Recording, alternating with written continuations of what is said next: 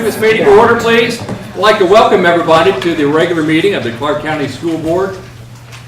We've got a pretty big crowd tonight, as you all could tell, and there's overflow of space in the other room, and we're glad to have all of you all here. The fire marshal's here because we just want to make sure that we're doing everything safe tonight, so if there's any crowd problems, we'll of course defer to his opinion on it. But like I said, there's some overflow space on the other room, and we appreciate you all participating in this process.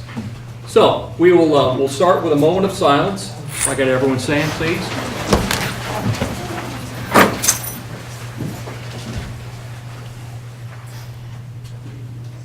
And then the Pledge of Allegiance. I pledge allegiance to the flag of the United States of America and to the republic for which it stands, one nation, under God, indivisible, with liberty and justice for all. One of the good things about a large crowd, that was a very rousing Pledge of Allegiance, so we appreciate that. First item on the agenda is the adoption of the agenda.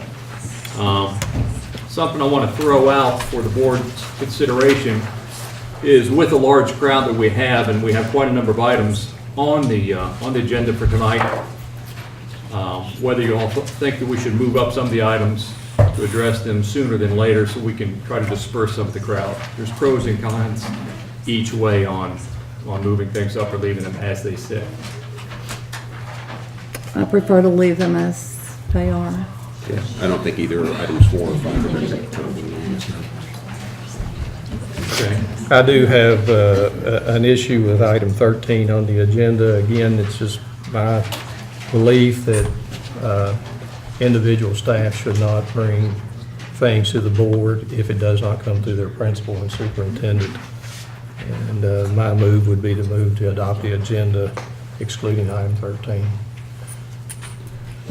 Okay.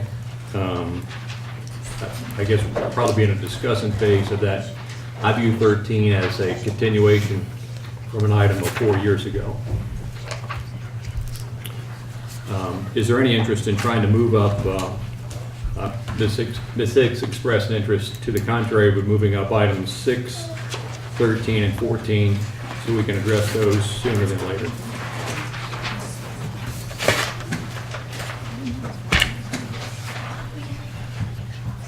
Okay, so it appears that at this point in time we have a motion on the floor by Mr. Peridot to remove item number 13. Do I understand that correctly? Is there any other suggested changes? That's the only thing I have. I'm sorry? That's all I have. Okay. Is there a second on that? I'll second that. I'm with Mr. Peridot. I'd like some more input from the superintendent and from the principal, especially considering GRC's principal's comments at the last meeting I was at. So, Okay. All righty. So we'll have some discussion about that. Seems like that would be the appropriate thing. Item 13 is, in my viewpoint, a continuation of an item that was on the board docket for June 17th, 2014. And there was proposal for instruments at that point in time. That was over $535,000 proposal, and that was supported by the principal at the time, and only $200,000 was allocated. So I viewed that as a continuation. So that is that's one reason why I brought that back onto the agenda for tonight. And I can understand that, but I know as things change, and I'm not doubting any doubt that it's needed, but I think we could find a lot of programs that would be willing to do it. And I just think that it sets a bad precedence when, even in the letter that we received, said they had submitted these to the principal and submitted these to the superintendent, and yet those things are not coming to us, which means that the people that we have in place have not viewed that as a priority at this time. And I think that we have to respect the wishes of those people we got in leadership. Okay. Any further discussion on Mr. Peridot's motion? Okay. If there's no further discussion, then the motion we have on the floor is to remove item 13 and to make no other changes to the agenda. All in favor say aye. Aye. So that's 2 in favor, and those against say nay. Nay. Ms. Ritchie, how did you vote? That was a nay? Yeah. Okay. So that item remains on the agenda. All righty. Next on I the. think we'd have to vote to adopt it. Yeah, now you have to vote to adopt the agenda. I appreciate your help. And I'll move to adopt it. I'll take all the help I can get. I'll second that. All righty. So, then the agenda, motion to adopt as written then. Yes. It's been made by Mr. Peridot, second by Dr. Kudak. Is there any discussion on that? Okay. All those in favor say aye. Aye. Any opposed? Nay? So that passes 5-0. Now, we'll get to item number 2, which is approval of the minutes for the March 20th regular meeting, the March 26th work session, and the March 26th special meeting. Was everyone present at all 3 meetings? I do not believe that is the case. I believe that there was, for the March 26th meeting, no, I think that's wrong. I think everybody was at all 3 of those Yeah. meetings. The last one was the only one. Yeah, the one we had a week ago was the one that people were not at. Yeah. So, but all the March meetings, I think we're all present. Okay. And I move that we approve the minutes for March 20th regular meeting, March 26th work session, and March 26th special meeting as presented. Okay, motion by Mrs. Six, there a second? Second. Second by Mr. Peridot. Any discussion? Okay, all those in favor say aye. Aye. Any Aye. opposed? You can just nod your head yes or no. If you want to get either we'll do aye or a thumbs up. So that passes 5-0. Student and staff recognition. Mr. We Chris. have some students to recognize this evening. It's from Ms. Heather Abner's class and Ms. Teresa Cowan's class at the Area Tech Center. Recently, we had 21 students from GRC that attended the HOSA conference. And I'd like to recognize some of those students and ask as we call your name, if you're here, if you'll come up, we have a certificate for you. In the competitions that were held there in their events, first place in dental technology, Abigail Rattler.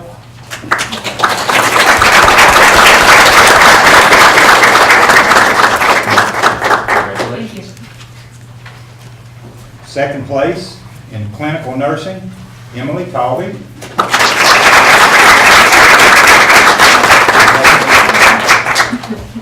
Second place in behavioral health, Sarah Walters.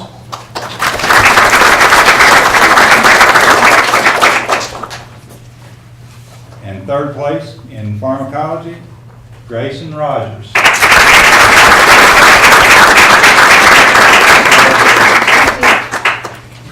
We had a finalist, a nursing assistant, Shelby Benson.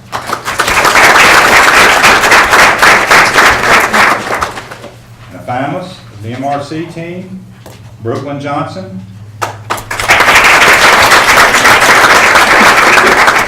Courtney Miles.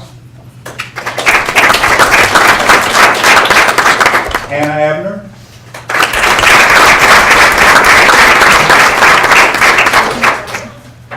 Congratulations. Brianna Simpson. And Natalie Anderson.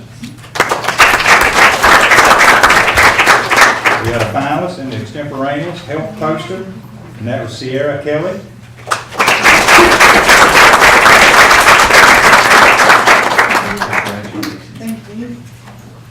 And a finalist for CPR and first aid, Jessica Grigsby.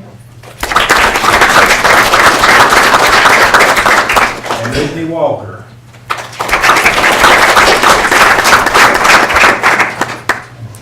That's all we have of those. I'd like to say that out of that group, 12 of the 25 students passed their EKG certificate examinations. And I tell you, I went out there and they did an EKG on me, and 11 out of 14 passed their phlebotomy class, and I did not allow them to stick me. Just as the first, I passed my EKG, but I wouldn't have if they'd stuck me first. And that's because of my fear of needles and not theirs. This was the first time that we've offered these 2 classes this semester. And something I want to make note, special note of, 46 out of the 47 students passed their Medicaid nurses aid state exam. That's remarkable.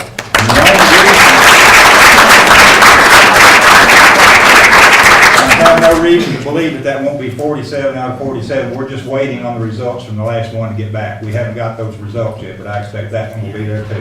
Be 100% pass or 100% completion on their medical aid nursing. That's remarkable. So we appreciate the work that the students are doing and the work that Ms. Abner, Ms. Cowan are doing in the classes out there. Thank you all. And that's all the recognition we have tonight. These two right here? They weren't here. That's the two teachers not here. Teachers not here.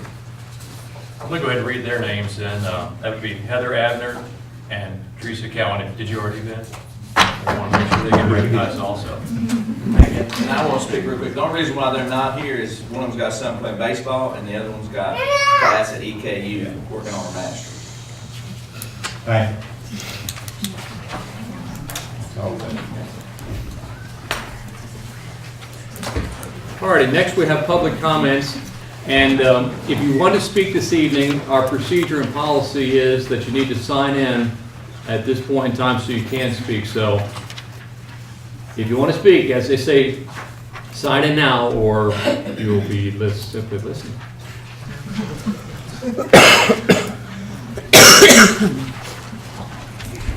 All righty. First speaker is Hagan Wells, who's going to be speaking on the graduation day.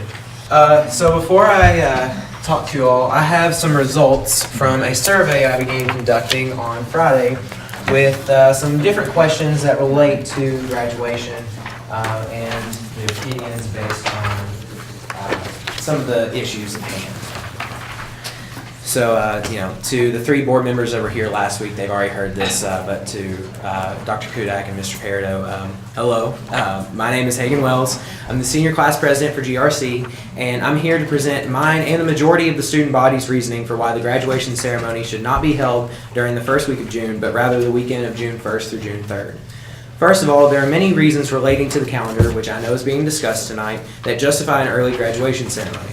When graduation is on a Friday, it is easy to have Saturday and Sunday to fall back on in case the weather does not permit having the ceremony. If Friday is rained out, then you can move graduation to Saturday. If Saturday gets rained out, you can move graduation to Sunday. This is not as easy when the ceremony is set during the week. Work schedules must be taken into account as well as the weather. This leads into my next point about project graduation. This fun time for seniors to hang out, play games, and celebrate graduating requires volunteers to assist the activities. Yet it is harder for volunteers to help on weeknights. They cannot stay up all night and go to work the next day. Furthermore, this has been an unusual school year when it comes to the days that school has been called off. On top of extreme weather conditions, school has also been canceled for the solar eclipse in August. Large numbers of sick students and teacher protests. Therefore, this calendar adjustment should be viewed differently than other typical years.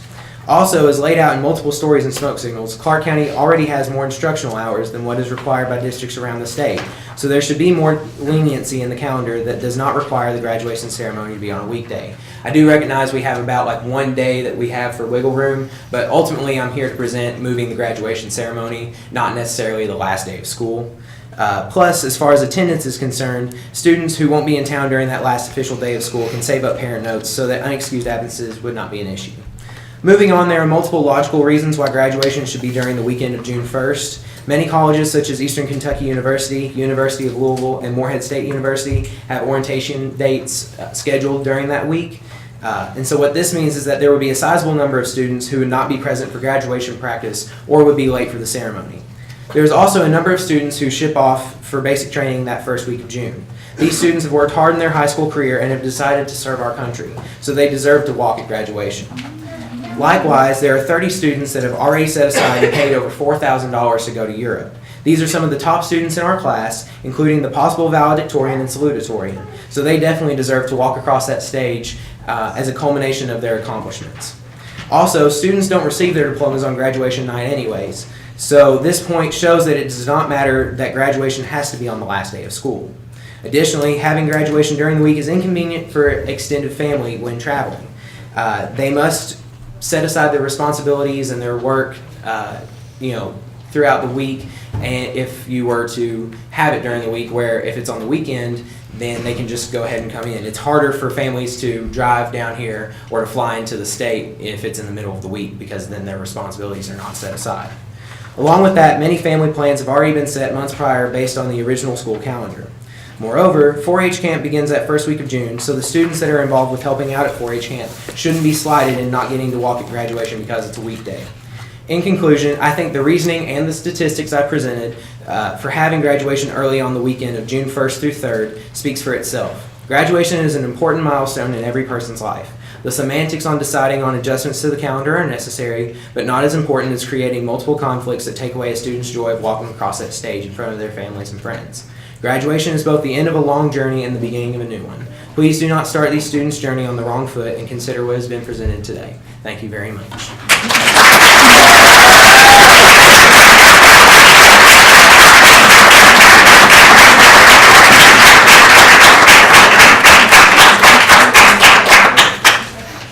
Public office for him. Thank you, Mr. Wells. The next person is Abigail Trapnell, here to speak on the band. Thank you. Good evening, ladies and gentlemen. My name is Abigail, and I'm speaking on behalf of the George Rogers Clark Band Program. Our organization takes pride in teaching, inspiring, and providing opportunities to students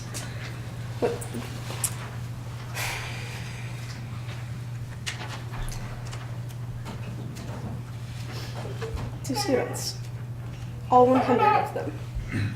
High hopes for generations to come. Through music, we offer the chance to meet new people, travel the country, grow as individuals, and even learn an instrument or two. We are truly given a second home. I myself have been in the program for 5 years, including my 8th grade year. After high school, students may take the knowledge learned and continue playing their instruments in college, community bands, military bands, or even professionally. The possibilities are limitless with an instrument in your hands. Music is something that never leaves you, nor the hearts you touch with it. As the passage of time goes, however, these doors will only open after you found the key. Not every student can afford an instrument on their own, and therefore are forced to miss out of some, if not all, of the opportunities to expand on their musical horizons. In all 11 of my band credit hours throughout high school, I have used a school-owned instrument. Without them, I may have not been able to continue band throughout my high school career, much less be prepared to continue music throughout the rest of my life. Those who I have grown close to in the program, some of those kids even in this very room, may not have had the chance to either. Our band is one of the backbones to our small-town community, offering unique instruments and life skills to the students who join. Pupils may face challenges through music, then learning to overcome and rise above them. Investing in us means investing the future of us and believing in us. We have a long and rich history and will continue to share the tradition of excellence with students for generations to come. The great philosopher Plato said that music gives a soul to the universe, wings to the mind, flight to the imagination, and life to everything around us. With your help, one day you may see one of us playing in the Chicago Symphony Orchestra, maybe even the soundtrack to a Star Wars movie. Thank you for your support during my years in the program, all 5 of them. Thank you for your time here tonight. Please consider. Thank you, ma'am. Thank you.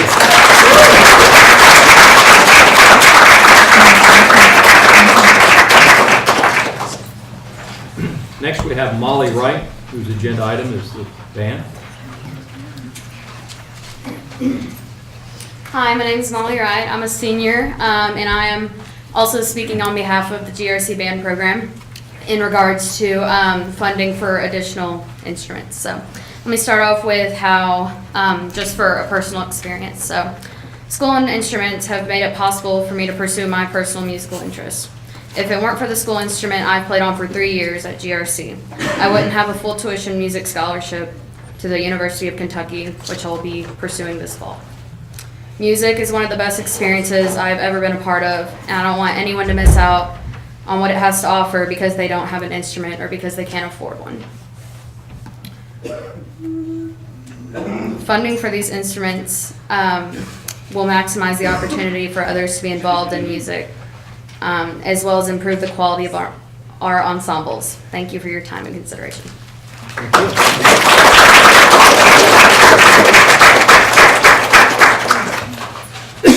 Next on the list is Dr. Oliver Lucas, but I see he just slipped out, and he's back. I was stepping out to get a cough drop, but that's okay. Hi, I'm Dr. Oliver Lucas. Welcome, and I thank you, and good evening to everyone, friends and foes, and all that. I'm hoping that I can shed some light on a situation in regards to the field house.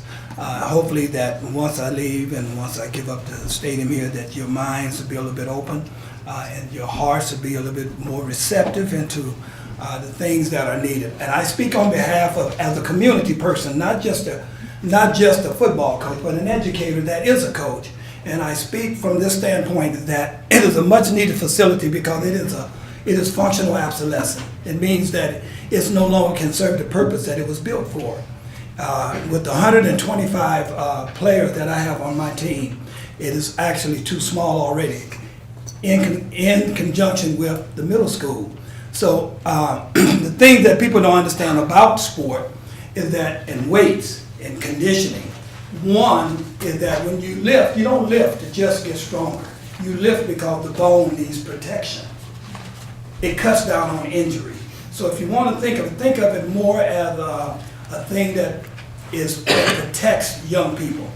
As a student athlete, you want to come to a place where you feel comfortable. You want to be on the same par with other students and other communities, other programs. And I feel like right now, we as coaches, we work hard in regards to trying to balance the field, but the playing field is still not balanced. But what is unique to us in Winchester, and I say us because I live here in the community, we are unique because we always have an eye toward the future. And our future should always be toward the young people, student athletes, how we can help them. Because if they're in shape and they're better conditioned, they'll be able to function and focus a little bit longer in classrooms.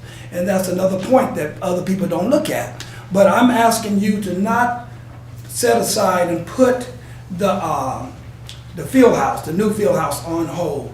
Think of it this way. I don't know any person that would buy a new suit or a new dress and want to just Band-Aid or put on some old shoes and whatever. I think they would want to, have the full thing. And I think as we go forward here, the cost of everything is not going to get less.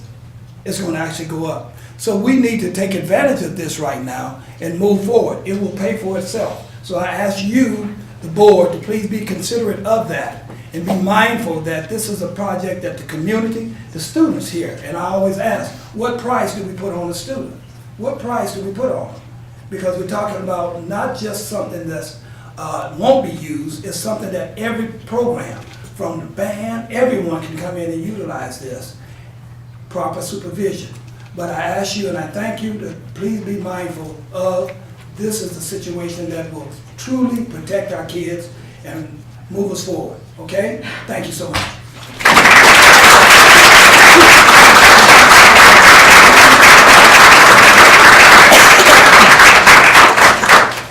Thank you, Dr. Lucas.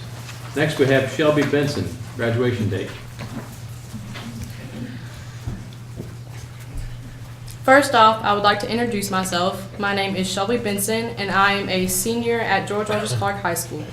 Also, I am one of the many attending the Europe trip that is scheduled for departure on June 4th, and one who has paid fully for this trip with my hard-earned money. I have one simple question for all of you, and that is, do you remember your graduation? Because if you do, then you would go back to the memory of the moment you walked across that stage to receive your well-deserved diploma that I'm sure you worked for over a decade. That moment when you realized that all of your friends could quite possibly just become high school friends, memories, because everyone has a tendency of drifting ways after high school due to the long distance of universities. That moment when you look up in the stands to your parents and want to give them everything because they, in fact, have given you everything just for this indescribable moment.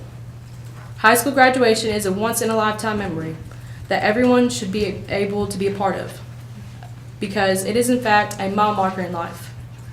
Every senior that will be affected by your vote tonight, if you vote to have graduation on the first week of June, will miss out on this mile marker in their lives. These seniors have worked too hard for this moment just for it to quite possibly be thrown away by something that they cannot control. Also, in this mile marker, seniors are going to want to be surrounded by their extended family. But if graduation was placed on a weekday besides Friday, June 1st, they would not be able to attend. Additionally, is the economic impact and calculated number of days so important to our educational system that is, to most, common sense? If you haven't already, please consider emergency waivers for seniors if need be, and continue all other student classes until the required 170 days has been fulfilled. Please graduate the class of 2018 on Friday evening, June 1st, and let us begin our education beyond high school. Voting yes to this difficult decision would allow all seniors to complete high school with a cap and gown graduation. It would allow us to have all family members who must travel be present and witness our once-in-a-life tradition. Thank you.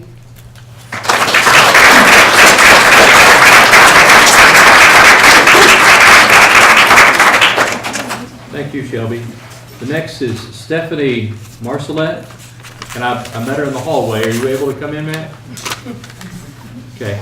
And it says here the topic is maintenance and facilities, and I just wanted to remind, I'm not sure where you go with this, that our board policy says that discussions of this nature in terms of public participation is that the issues need to pertain to board business and not be focused in on an individual school and not on personnel issues. So if yours is more of a general nature, then please feel free to share that with Okay, us. thank you. I am Stephanie Marcelette. I have 2 children, Madison and Will. Will plays football and baseball. So while I am passionate about our new facilities for both baseball and football, I actually am here to talk about our current facilities and what is our future of them. So I do have a question. I don't know if I'm allowed to ask that, but when we do get a new facility for baseball, or if, what happens to our current facility? I think that question, unfortunately, will have to be answered at the time we get to that point. Okay. So that brings my point today, because my concern is that we're not taking care of what we currently have. And I have an email here where we submitted work orders back in October for our baseball field, and they have gone unaddressed. I received an email that they were instructed to make minimal repairs due to us getting a new facility and budget crunch. So I just want to bring it to the awareness of the board that our facility, our work requests are not being met. And there are some significant repairs that need to be done to this field that are a liability for our school system. We have concrete that's broken up, people trip and fall on it, our concession floods. The steps, you can't even get up to the score booth. We actually had a parent fall down those steps a couple weeks ago. So I'll be happy to provide this to you, this list of things, but I think it's really important that if we're going to continue to use these facilities for our next generation or for our middle school students, that we don't just let these facilities fall apart. We need to keep them up, and we need to have a plan to make sure that they're repaired and taken care of. And if we have to put into the budget, you know, a rebuild of the concession stand or the booth to make it safe, then I think we need to put that, I guess, up on the agenda for discussion. I don't know what you all do, but I know I personally have invested a lot of time. I know our parents have invested a lot of time taking care of this field. Between coaches, we submitted multiple work order requests for the field to be mowed. There were full trees falling on fences that property owners behind the field reported, and maintenance did not come to take those trees off. It was my son, his friend, and my neighbor that used their chainsaw to take those trees down. I mowed the field between our coaching staffs. We've submitted work orders for one of our pieces of equipment that's responsible for maintaining the field. It's a hazard right now because it's the metal piece that pulls the infield. We requested that in October to be repaired, and it hasn't. My son loaded that up twice to take to the school for Mr. Hall to help him weld. Okay. I think since you're talking about just a specific facility, I probably want to put an end to that. Do you have any other general maintenance concerns about the district as a whole? Yes, and just in general, I think it's the theme that we're seeing with all of our facilities, that we're getting new and we're just letting go of what we have. Football is a part of it also. I know that we're getting a new football facility, but during this last season, our parents can't even get down, our fans cannot even get down that hill to watch games. And it's just as simple as just putting something there like shuttles to get our parents and our fans down there to see these kids play. And we actually did do that for senior night. I got 2 volunteers together. They let us borrow their golf carts. We put fan shuttle on them. And for senior night, I can't tell you how many grandparents we got down that hill to be with their kids. So I just want to bring it to the attention that we need to take care of what we have, especially if it's going to be handed down to another group of kids. Okay. Well, thank you. Thank you.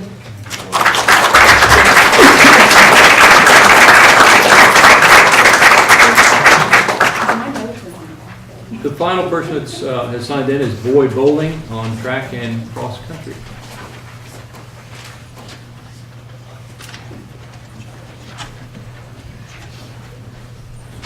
Good evening. My name is Boyd Bowling. Kind of got the last minute call, so I'm going to come and represent the track and cross country. So they're actually at a meet tonight, so I said, sure, I'll volunteer and go, kind of see how this whole process works. So basically, I just want to represent the track and cross country and just make sure as far as if the new sports facility and all that's approved, just treat it fairly, you know, all the sports, you know, whether, you know, like the fine doctor here said, you know, football, all the other sports, everybody should be treated equally because we don't have a facility for track and cross country. So, and right now it's being operated basically equipment out of people's trunks, the backs of beds of their trucks, and at a private facility from Dodd Dixon, the coach. So, but basically I just want to make sure that they're represented because we got student athletes changing in porta potties, on buses. I know there's cameras on the buses, so to me that becomes like a privacy issue and stuff also.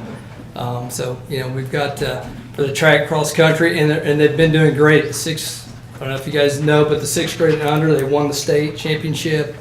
We've got athletes going on to college, and if they had facilities to train and do better, the proper facilities, then I think that more of them would be able to achieve that and do things like that. So we need to support them just the best we can. So even those little skinny kids you see it run around that like to run, they got all the endurance.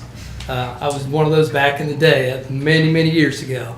But I just want to make sure everybody's treated fairly, make sure, you know, as far as like the field house or anything, a locker room, just where they can actually go and a place to have equipment, a place to change, and, you know, and just be treated equally. So, thank you very much.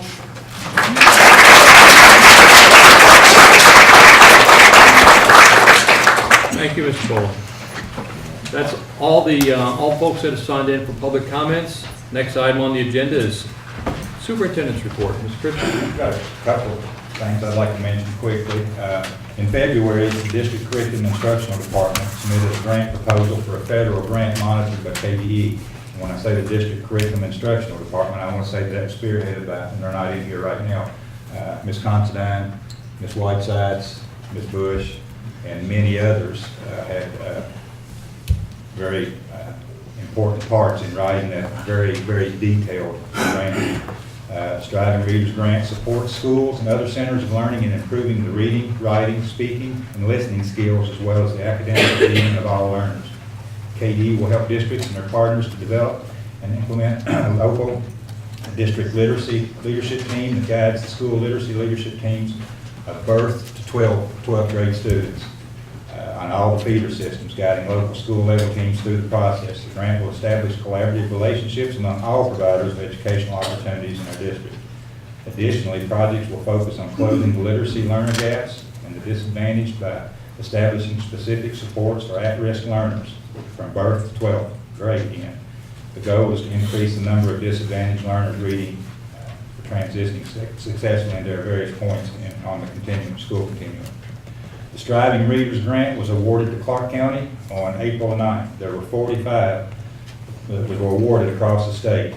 This 3-year grant commitment will bring $631,000 to the district. Let's say that again. $631,000 grant you brought to our district, your staff did. The staff here Awesome. did.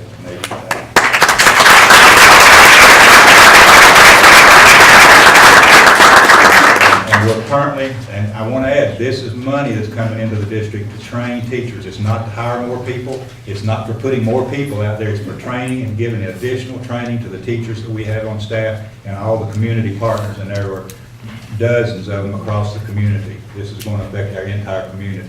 And this grant, I'm not sure exactly when we'll start. I mean, we've already started the professional development. Those things are already scheduled, so we're already moving forward on that. So again, a huge thank you to Ms. Considine and the staff of that, and Ms. Whitesides and that entire group of staff. They worked.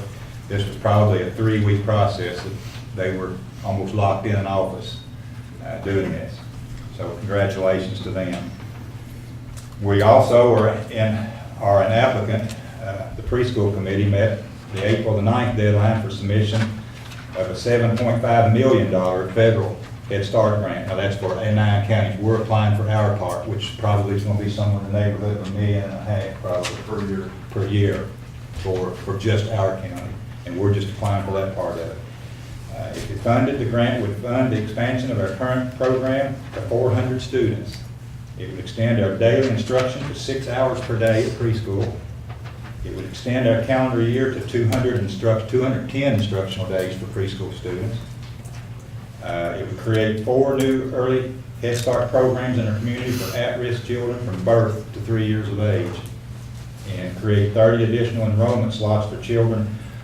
Start off with 30 slots for children of our employees so that they can use their daycare, use our preschool center instead of having to obtain daycare, and it'd be at a very affordable rate for them to do that.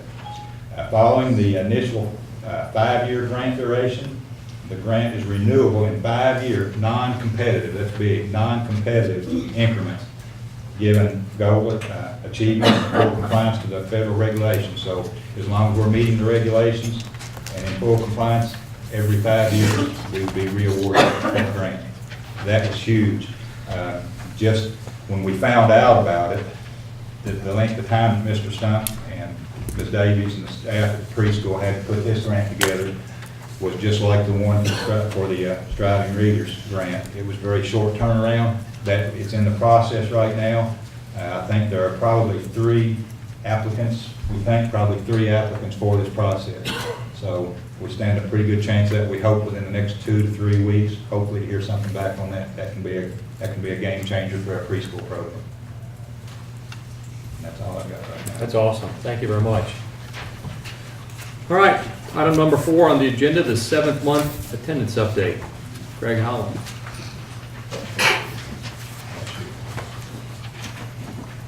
Okay, we're going to take a look at month 7's attendance. Get that out there. Kudos to Shear Elementary for having the highest attendance in the 7th month, 95.21%. The one time that Shear gets this, and Mr. Rose is in the overflow room.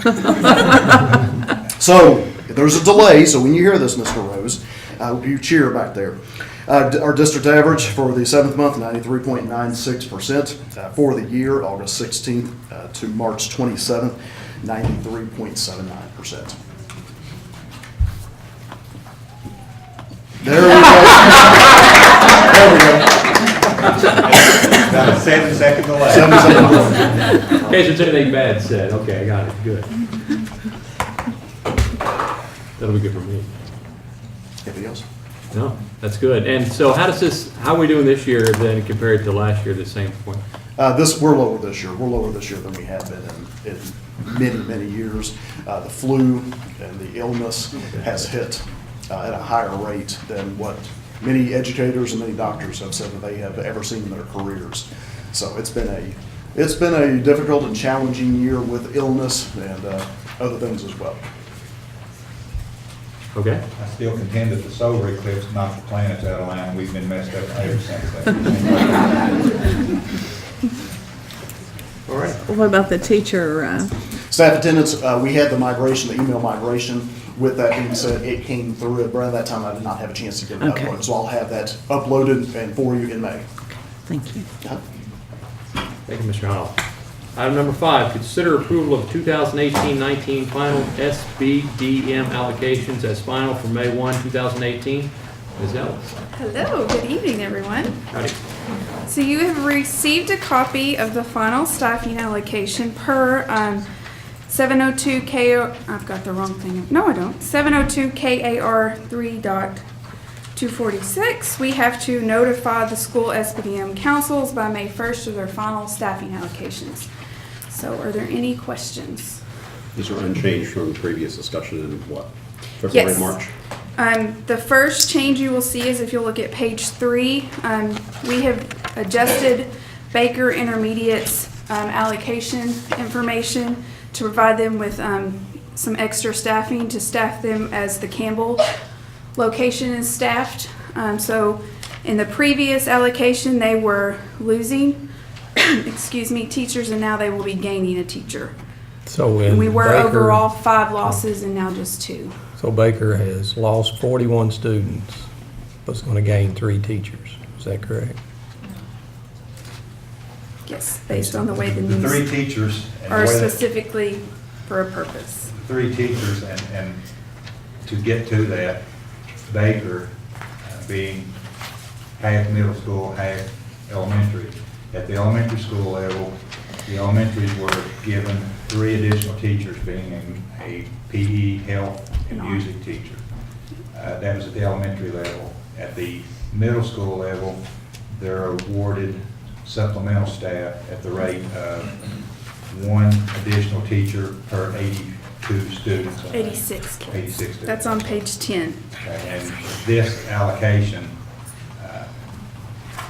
would allocate them, it changed, and the middle school, for Baker is allocated at 19 is what they, and the tentative, 19. And yeah, this would one put them at for 86. every 119 students. Not that, all we did was look at equalizing the supplemental staffing at Baker equal to that at Campbell.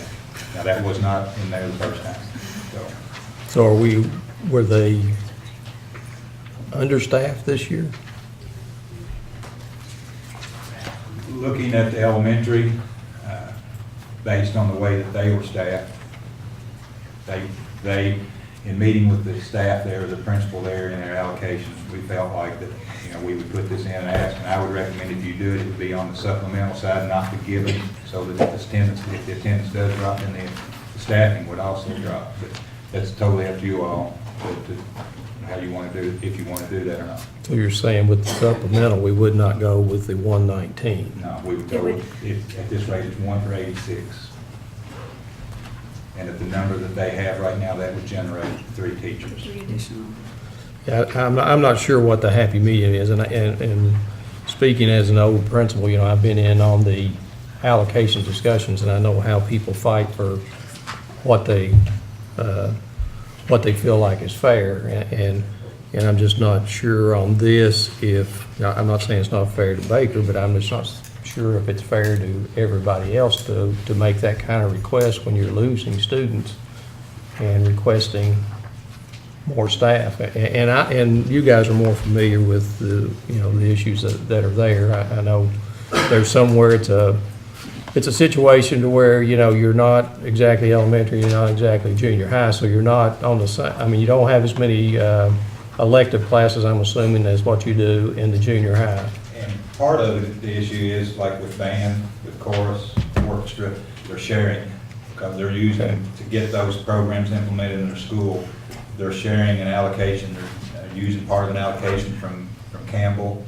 Campbell, in return, is using part of an allocation, so we're bringing a teacher in that way to cover some of those classes. So that's one area that I know that they are understaffed in, and that's why they're kind of sharing an allocation with Campbell. And also, I do know that, I know both, Baker and Campbell both did a lot of things with their site based on their staffing. And, and I understand what that means to each of them. I just wondered that if the situation comes up with Campbell or GRC in the future, are we going to change these things to allow them to keep staff that they feel like they need to run the schools efficiently? Those are the things. I would lean more toward the supplemental than I would changing the allocation. That's just my thoughts on it. The principal of Baker had his hand up a few minutes ago. I'm just itching to get up here. I was back here in the overflow. I just want to kind of give you some context on it. Is this okay? Okay. It's not. Just to kind of give you some context, I've known about this formula for a while. and just in looking at our staffing allocation formula, and I'm all for Campbell, I'm all for the elementaries, get as much as you can get. What kind of piqued my interest was the fact that Campbell was projected for only 16 students more than Baker next year and had 3 more additional teachers. So a 16 student difference, a 3 teacher difference. We offer almost identical programming. We offer 5th grade students performing arts when most 5th grade students in the state of Kentucky do not have that opportunity. Band, chorus, orchestra.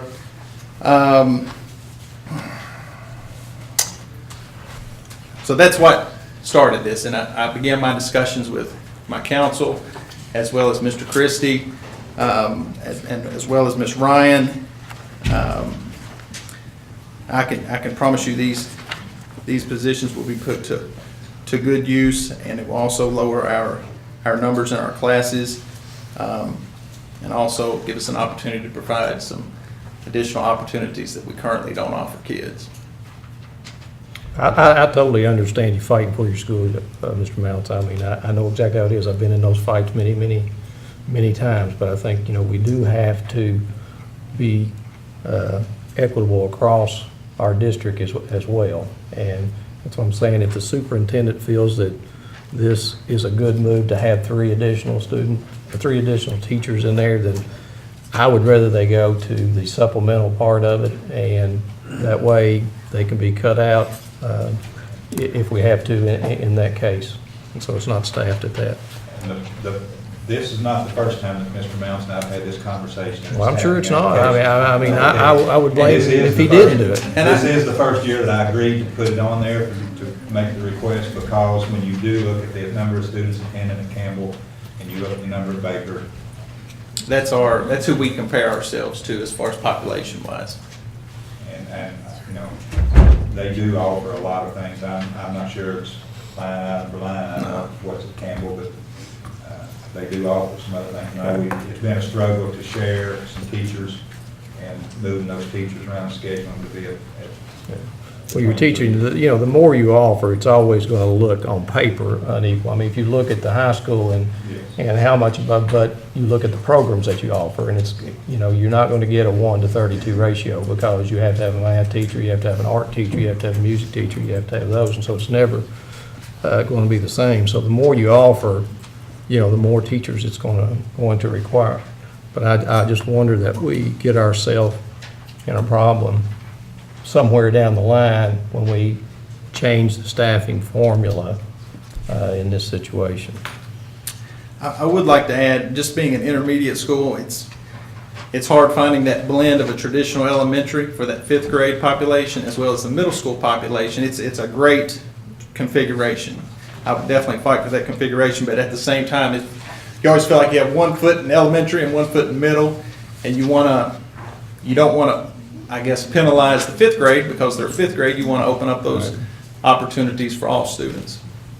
I think it is something that's different, something I'm not familiar with, and that's why I would lean more toward Mr. Christie. And what do you feel like, we need to run those programs? But I do want to try to make sure that every school is getting, their share. Like I said, I know that Baker and Campbell both worked with their site base last year to help their staff in the way they thought, and I don't want to see people lose those type of things if they're not given the same consideration when those times come around.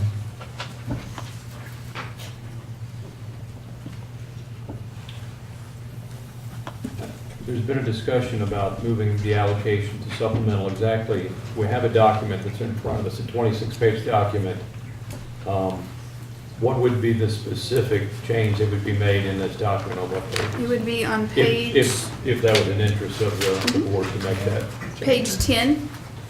In the tentative allocation you all were presented, it had additional staff shall be allocated for each 119 students in the membership of Baker, and this document for the final has 86 students. So that's the change in the staffing allocation at the supplemental level that allocates the additional teachers for Baker. one additional teacher they're currently for every 119 students, they get an additional teacher. This is moving them from one additional teacher per 86 students, the same as it is at Campbell now. Which page are you on? Page 10. So does this affect the board policy related to staffing allocations? Your board policy says you will follow the staffing allocation. Okay, plan, right, so that it references the other. Allocation is not a policy in and of itself. Right. Okay, so we don't have to go to any policy to change any numbers other except as reflected in the revised plan. Correct. I think I still missed it. So to change this so it's specifically just for supplemental, what wording would be changed? It would be exactly like it's 10. written in there. It would say additional staff shall be This allocated. is the change All document. right, so this reflects that. The only Yes. difference Okay. between Yes. this one and the existing document Okay. you saw a month or so ago, it said instead of one for 86, it said one for 119. Okay. Mr. Peridot, does this reflect what you were thinking? Yes. Okay.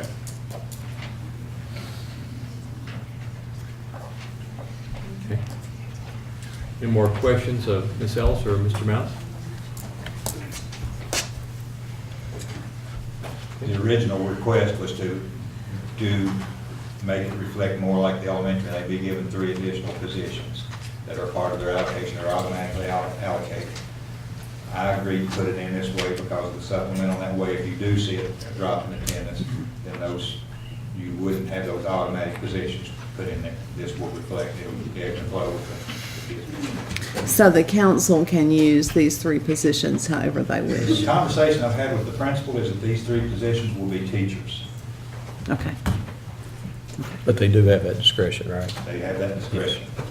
Is that still your intention? It is. I've got my plans ready for Mr. Christie, Ms. Ryan, and my council.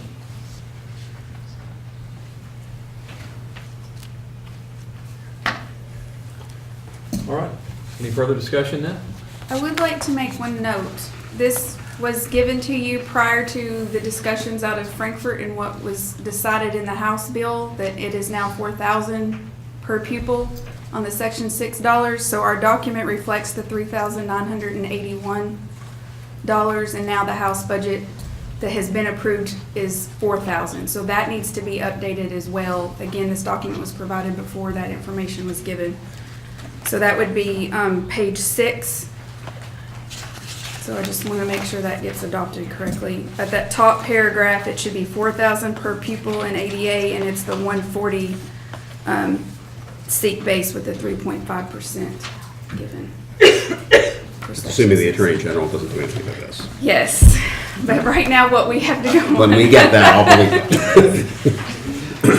I just want to make sure we're as current as we can be at the This moment. amounts to an increase of about 200. Yes, we just received our forecast seek from the state, and we are, from what we budgeted at the draft level, we are up $255,000 for what we can now put in the tentative for our seek calculations. That's not this $19, is it? That's one thing. There's $19 to $250,000? That's not, the increase to seek is not this, no. That's, we got the forecasted seek formula from the state of Kentucky yesterday of what that we will be paid in July, August, and September. And it So is based about on $250,000. what we had budgeted. And that includes the changes in transportation they usually do? The $4,000 per pupil, the transportation being funded, our December 1 counts, and the estimated ADA we had projected. That puts us at, for the tentative budget, we'll see that change. All righty. Now, any further discussion on this topic? Would anyone like to make a motion regarding this item? I move that we approve the 2018-2019 final SBDM allocations for May 1. These have to be to the districts by, to the ma'am. schools by May 1. Yes, ma'am. For the May 1 information that goes to the district schools. Does that motion reflect that as supplemental? Is that? It needs to, probably. yes. I'm not trying to make your motion, so. Well, Is your motion Okay. to approve the document? It's to approve the As in our- document reflecting the Okay. finals That's in our packet. SPDM allocations as presented tonight. And can we refer to that as the April 2nd, 2018 enclosure for item 6? Okay. For item 5. Well, we'll increase it, we'll make it 4. I prefer to make it 5.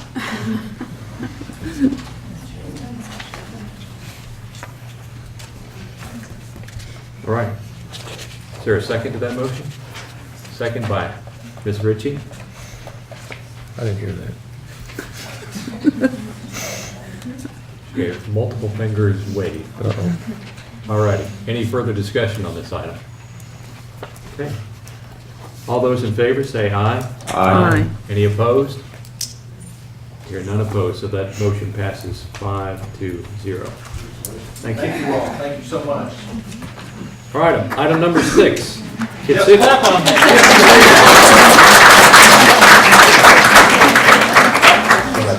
He's going to go in there and 7 seconds later clap again, isn't he?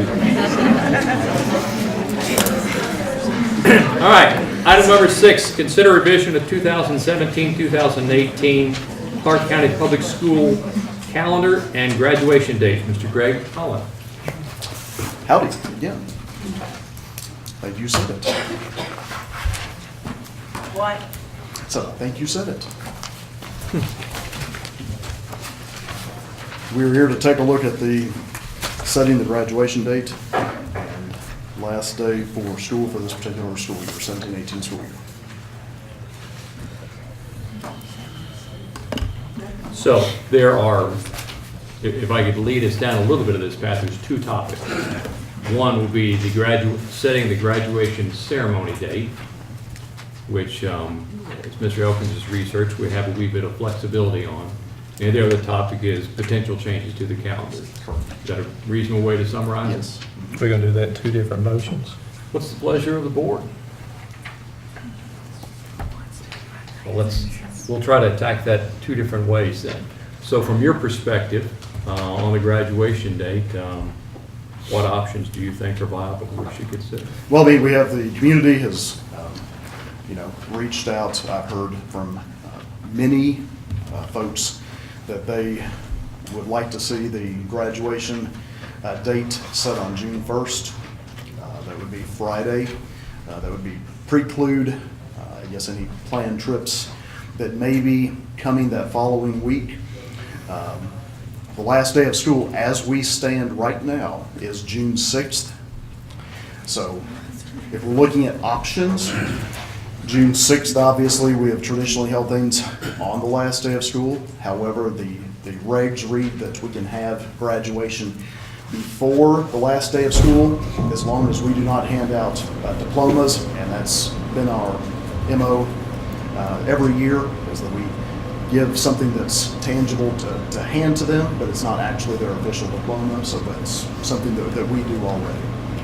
So as we stand, those 2 seem to be the biggest options that we seem to hear right now. And I guess in a worst-case scenario situation, where right now you're describing, so that we'd have 3 more days of school the way the calendar stands right now.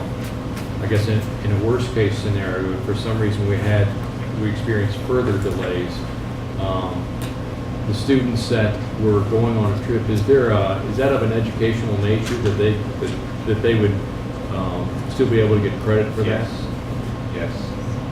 Is it a school-sponsored trip? It's not a school-sponsored trip, but however, parents could fill out the Educational enhancement, yes. opportunity, and I think it most definitely would be educational. And technically, how those EHOs work, those are not school-sponsored trips. Those are the ones that parents and other organizations provide the trip for, and they fill out that educational enhancement opportunity form. So Yes. We'll deal with I've 4-H. encouraged folks to do that. 4-H group can be dealt with differently. They're kind of, Well, the 4-H group is grandfathered in by state statute, that they are not only counted excused, they are counted present.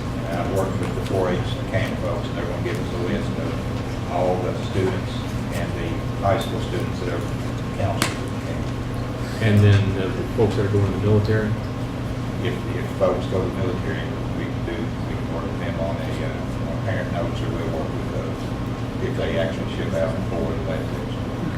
So if I understand this scenario, if we did it on, if the graduation ceremony was Friday, there still is the expectation that seniors and everybody else would come to school on Monday, Tuesday, and Wednesday unless they have a qualifying excuse. Otherwise, it'll be considered an unexcused absence. What sort of activities would be involved on Monday, Tuesday, Wednesday for seniors? Bowen? I think we looked at, earlier I talked with Mr. Christie about the possibility of trying to do some different activities. We talked about trying to take maybe something out of Lockwood Park. Obviously, pretty much we've already gone across the stage on Friday night. All our exams will be over with Monday at Lockwood Park. And obviously, the last day we come in and pick up the forms. Probably some other type of activity on Tuesday.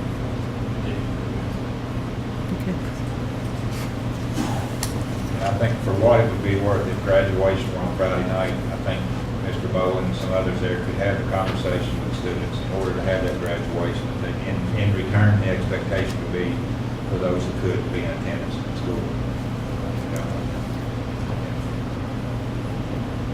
We would encourage that at least.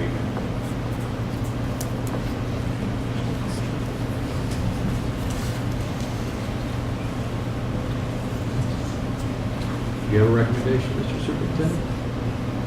I recommend we have graduation on Friday the 1st.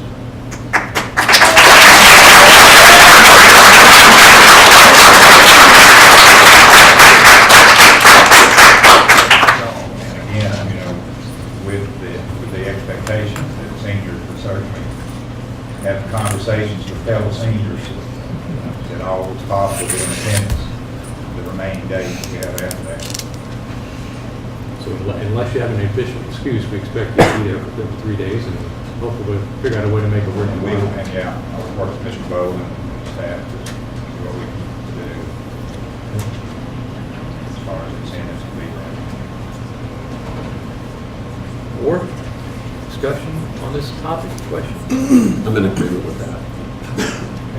I've heard from a lot of people over this. I think that makes a lot of sense. So. I'm all right with the graduation date on the 1st on that Friday. I would like to waive 1 day and just come back 2 days the next week. Okay. I support the graduation date for Friday, June 1st.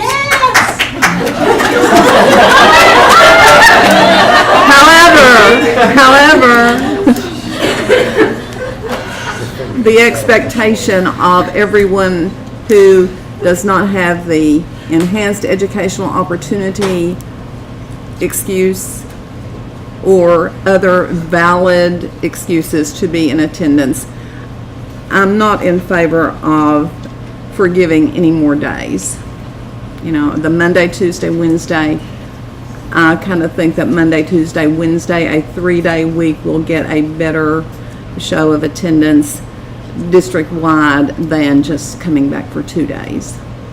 Because my mantra, we are not a minimum district. We have already forgiven 5 instructional days. I don't even like saying that. When forgiving instruction in the same sentence, no. But, you know, having been there, you know, I really would rather see that we commit to our 171 instructional days. That would put us through June 6th. I think the tack we were going to take was try to hit the graduation date first. Okay. And then address the calendar and the number of days, and things like that. Excuse me, sir. No, I might have misunderstood the pleasure of the board. Okay. Ms. Ritchie, want to weigh in on this? 2 thumbs up. Okay. My son did the trip, and I had 3 go through GRC, and we're very pleased to have 3 graduate through GRC and understand the challenges of trying to set a time your family can come through. And I also support June the 1st as our graduation date. And, you know, another note, our calendar has been posted for some time, and it clearly shows makeup days through June 6th. So when folks are planning whatever trip or wonderful activity, you know, I would really like for them to consider what those days show on the calendar that we potentially are involved in. Any further discussion on this first topic? No, I move we set graduation date for Friday, June 1st. I'll second that motion. Okay. Motion, Mr. Peridot. Second by Dr. Kudak. Any discussion on the motion? All right. All those in favor say aye. Aye. Any opposed? That motion passes 5-0.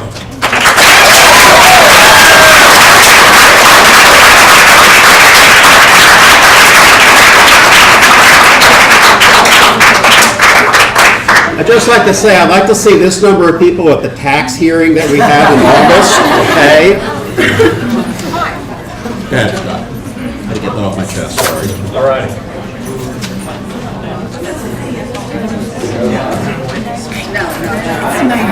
Second. All right.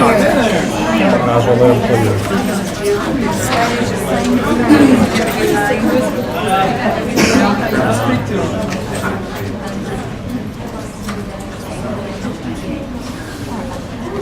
All righty, moving on to the second part of this agenda item, which is the calendar itself.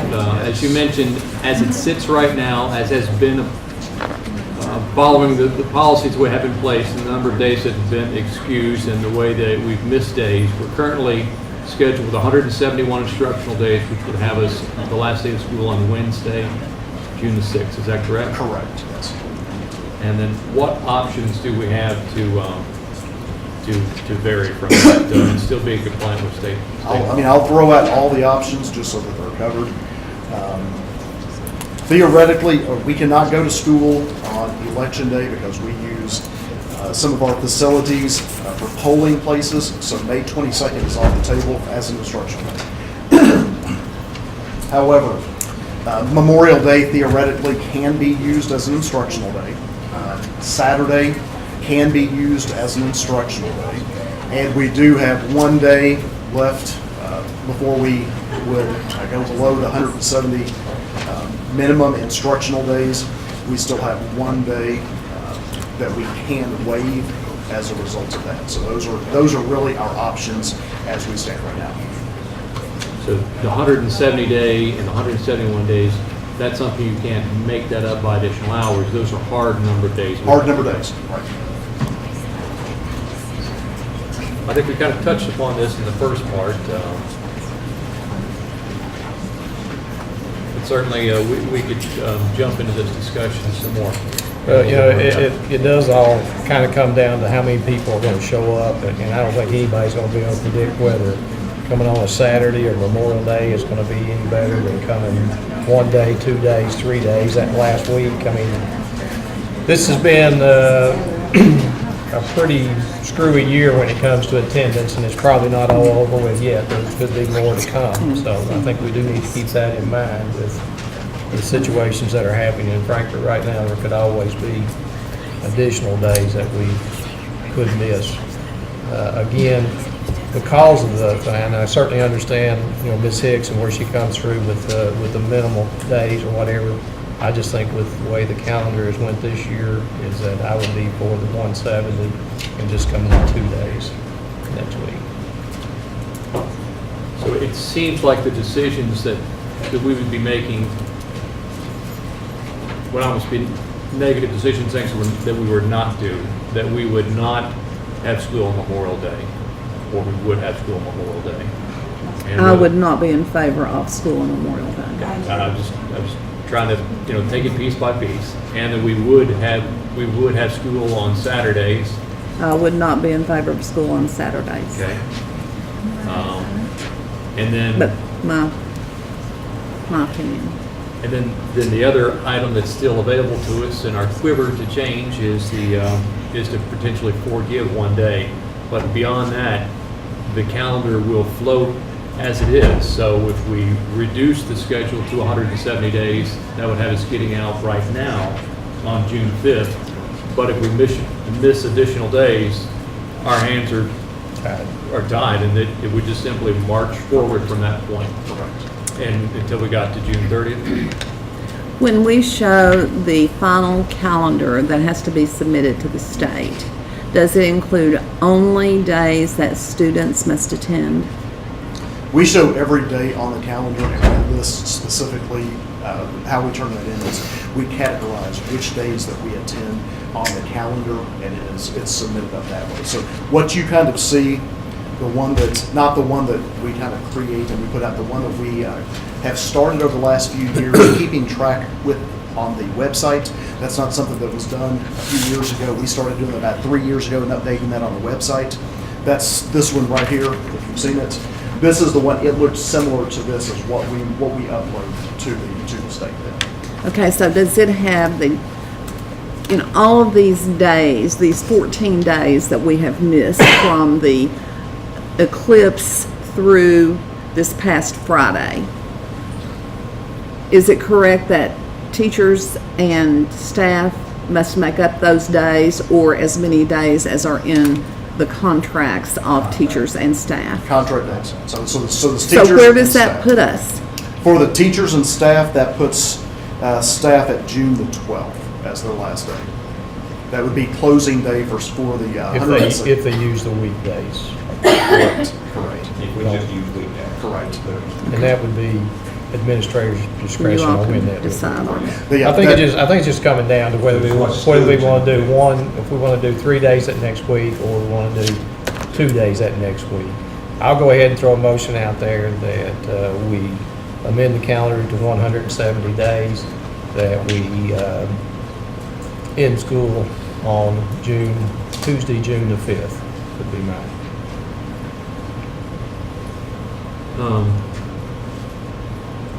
Could I ask a question to clarify the motion? Should we specify that we end school on June 5th, or just simply say that it's 170 days? How do we get around if we end up losing some more? 170 days, at this point, that's June the 5th. If something else occurs, then.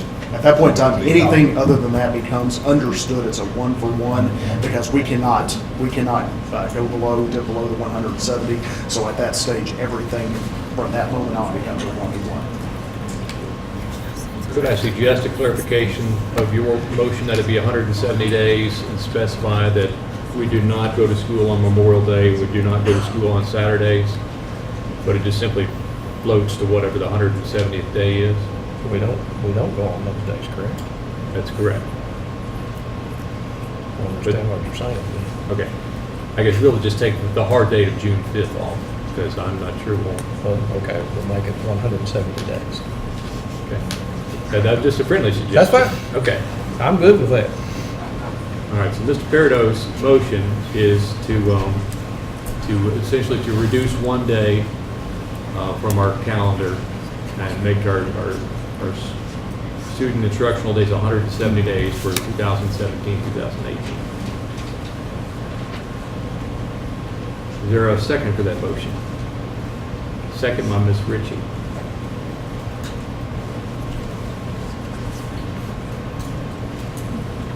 Would you like to have any more discussion on this? No, call vote. Okay. All right. All those in favor of Mr. Peridot's motion to reduce the school instructional days to 170 days for 2017, 2018 year, say aye.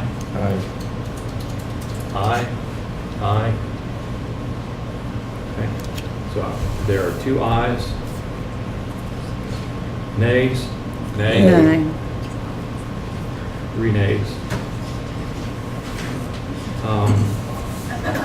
I move that we keep the 171 instructional days for the 2017-2018 school year. I'll second that motion.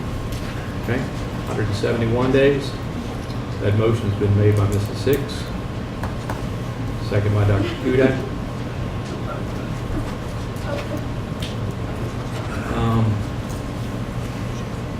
Question, if events get turned upside down, do we have another opportunity to address this issue? We do. we could address this, we could address this at the May board meeting if we need to. There's always something that can have a special call meeting, for example, if something were to arise as it did last week and a few weeks ago as well. I think there's opportunity for us to still be able to do that. Okay, so we're certainly not excluding ourselves from, if events were so catastrophic that we had to address this again. We could, yes. Okay. All righty. Motion on the floor for 171 days. Any further discussion? Okay. All those in favor say aye. Aye. Any opposed? That motion passes 5-0. Okay, thank you.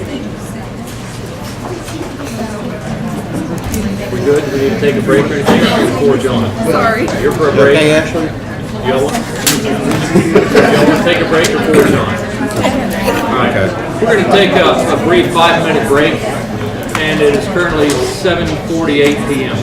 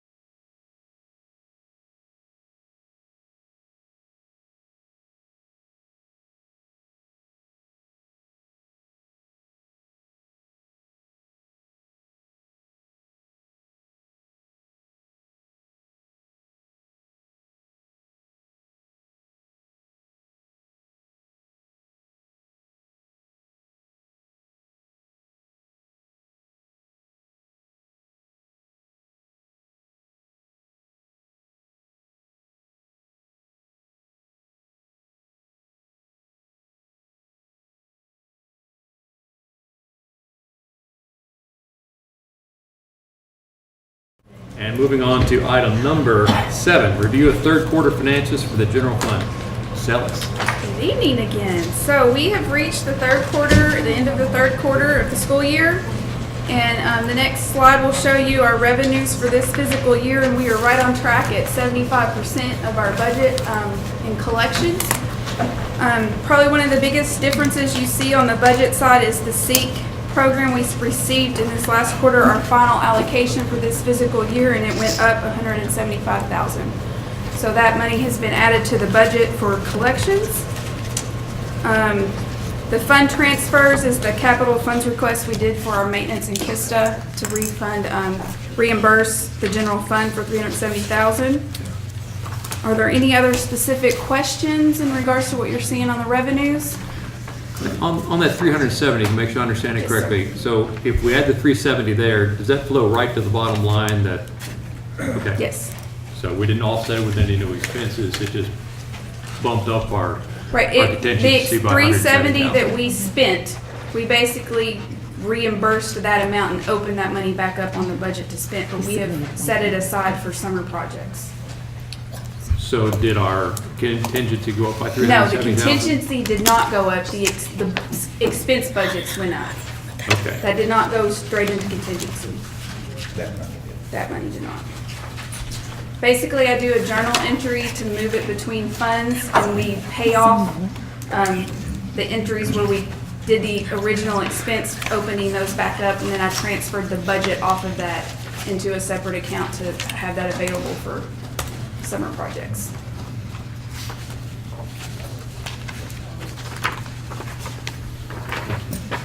Okay. So moving on to the 3-year comparison, so looking at the prior 2 years at this same point for January, February, and March. Prior 2 years, we had collected 76%, and we're at 75 this year, so we're still spot on for how we've operated the last 2 years.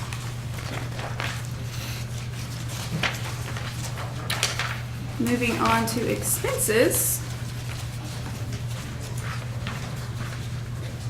Again, third quarter, typically you would see at this point 75% spend, and we are at 41%. So we are under our budgeted expenditures quite a bit at this point. Can you explain some big variances for employee benefits and debt service? Yes. Do we have big bills coming up we have to pay? Employee benefits is the area where workers' comp, sick leave payment is in there. You see the budget has on behalfs in there, and on Okay. behalfs are not booked until June. Okay. KDE will come out with a report of what all of the district's on behalfs, and those get booked in the last, Okay. basically period Last quarter. 13 when we're closing out the year. So that's why you see a huge difference between budget and benefit actual spend right now, which accounts for a little bit of why we're not at the 75% mark, but that still doesn't account for all of it. But still in comparison, 41% Yeah. this year Right. compared to Yeah. we were in the 45, same situation. Yeah, so if you look at the 43. 3-year comparison for the previous years, we were at 45 in FY17 and 43 in FY16, and again 41 this year. So we're still under what we've done the prior 2 years at this point. And the debt Again, and service will on get behalf, booked we're in not. of 13 also, right? I'm sorry. The debt service will get booked in of 13 also? Debt service gets booked periodically through the year based on when the bond payments are due. Typically, most of our payments, we have several payments coming up in June, but every month or at least every other month, we're booking some kind of debt service between all of our KISTA bonds and construction bonds. Okay. So any questions within the expense categories other than the benefit area? Okay. The first expense categories was by object codes, the next is by departments. Same expenses, just kind of categorized a little bit different. The community service area, I just want to point out, that is the bucket of money, next slide should be, is the money that you all have committed from contingency. That's where we have been putting it, so you can see the straight line item of what you have done contingency dollars for the year in that area.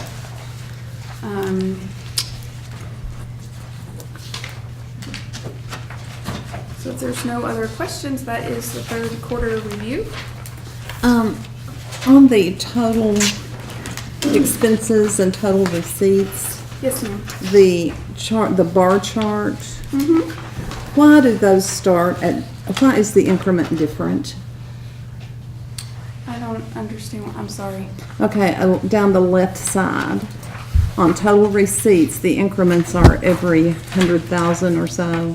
For, I'm just gonna be honest, Excel, when you create your graph based on your data information, it creates the increments for you. I don't typically adjust that, I just let the graph create so itself. it does the starting and the ending points as well? Yes. I mean, I just fill in, you see the number chart. Yes. I just hit create graph and highlight the area that I want to graph, and it creates the graph for me, and I don't typically adjust it. So it creates that side scale of the comparison. And you don't have to give it a beginning point or an ending point? I do by picking what area I'm graphing. I basically highlight the columns I want graphed, and it creates the graph. Okay, thank you.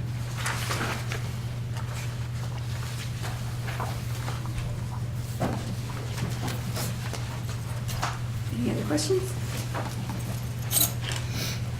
All right, thank you. Moving on to item number 8, consider approval of revised policies 03.125 and 03.225 and procedure 03.125 AP 22. Ms. Ellis. Yes, so with discussions over this last year with my staff and my accounts payable clerk who pays travel reimbursements and things that she has seen and kind of had some issues with, and then my experience from my previous employment at Fayette County, managing and approving travel there, and then conversations with our KSB A representative, we have drafted a few changes to the policy on things that we think will help save money for the district and kind of make it more clear to our staff as to what the expectation we have on them for their travel reimbursement. So just a few highlights of what the biggest changes are. Obviously, all the red is the change, but the prior approval, we say in our reimbursement that they have to have the superintendent or designee approval, but we don't ever necessarily say prior approval, and that's an audit comment that we consistently get, that we are not getting prior approval for travel, and that's that creation of the purchase order prior to them going on their trip. So I wanted to be specific in putting that language in the document. Also, we have, under the mileage area, we've added that we're going to pay in-district mileage by a mileage reference guide, which you all were included in the documents, and that if it's out of district, to include a Google map. There's many times that we get reimbursements and mileage between schools is all over the place, and it's probably just because they've clocked it on their vehicle as they've driven around the district and wrote down what they thought it was. But there are very specific start point, end point of what that mileage is, and typically you pay the lesser amount, the lesser distance. And so that's kind of what that mileage reference guide is. And then again, Google Maps, we get people who travel to conferences, and one person will claim 70 miles to go to Lexington, one person will claim 40 miles. We need to be more consistent about the routes that they're taking and how they got there, and if there was a detour, so be it, we'll work with a person on that, but just kind of, so my accounts payable clerk isn't always trying to have to look everything up, because that's very time consuming on her part. So that was a request to include that.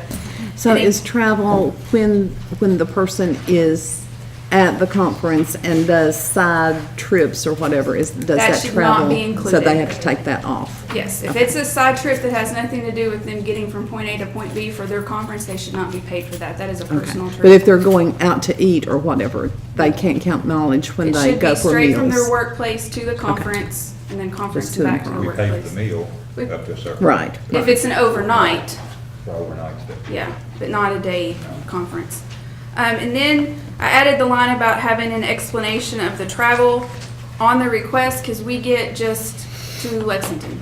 We don't know what they went for, we don't know what days they went, so that's just kind of a, wanting to know what our staff is doing and not And that's something the auditors have questioned us about as well. Again, something that's been questioned in the audit is traveling residents to, or work. You get paid the lesser of the distance. Example, I live in Mount Sterling, went to Ashland for a training. I don't get paid from Winchester to Ashland. I get paid from Mount Sterling to Ashland. That's kind of a typical, most people know that, but we've not had it in our policy, so I just wanted to add that. Any questions there? Okay. Just kind of run through this as fast as I can. Car rental, we just had a very small blurb, but I thought while we were changing it, I would add some more detail about car rentals in there. You can read that. I'm not going to read that all to you. Out-of-state travel, just choosing most economical and standard transportation, typically 4-hour mark. If it's over 4 hours, you should take a plane because it's going to be cheaper than paying mileage reimbursement on that in most cases. Again, and it states that if you prefer to drive, it would still be whatever the cheaper the rates would be there. No excursion side trips, we don't pay for that. That is a personal thing. Districts will not pay for your spouse to attend a conference. And typically, most people don't do this, but I put it in the policy to prior find out what that would cost, because after the fact, we're scrambling trying to figure out what the difference of the costs are. So this would be a prior thing. You need to figure that out before you go if you're planning a side trip along with the conference. Next is the food meal reimbursements. I'm trying to stay within the state of Kentucky's guidelines on their reimbursement for their employees, and so they, in most districts, reimburse on a per diem amount. They do not make their staff keep their receipts and turn their receipts in. And I'm going to be honest, for my accounts payable clerk to track that and keep up, and the girls who help her, it's really a pain. And it's a pain to our staff to have to cart those around with them on their trips. So this is kind of a perk for our staff, that we would pay them on a per diem based on the time frames that they're traveling versus having to keep that receipt. And you all have traveled and know how that is. So, and again, per the states, they have 40 miles from the employer's work for lodging versus 50. So I changed that just to stay congruent with the state reimbursement. I added a little blurb of the stuff that we absolutely will not reimburse and should not be on anything. Alcohol, toiletries, clothing. We are a sales tax exempt district, so we're not going to reimburse sales tax. If you have something, again, meal per diem is going to be taken care of on that side, that you don't have to worry about sales tax on your food. But hotels, all that, you should plan that prior. You're going on a trip, you should get a PO and pay with that with district money prior to going, instead of paying it with your own money and getting reimbursed and missing out on that sales tax exemption. Biggest thing that's a perk to our employees, instead of the 30-day minimum turn-in, we're asking for a 90-day maximum turn-in. If it's under $10, they have to turn it in. Over $10, but under $10, they have up to a 90-day period.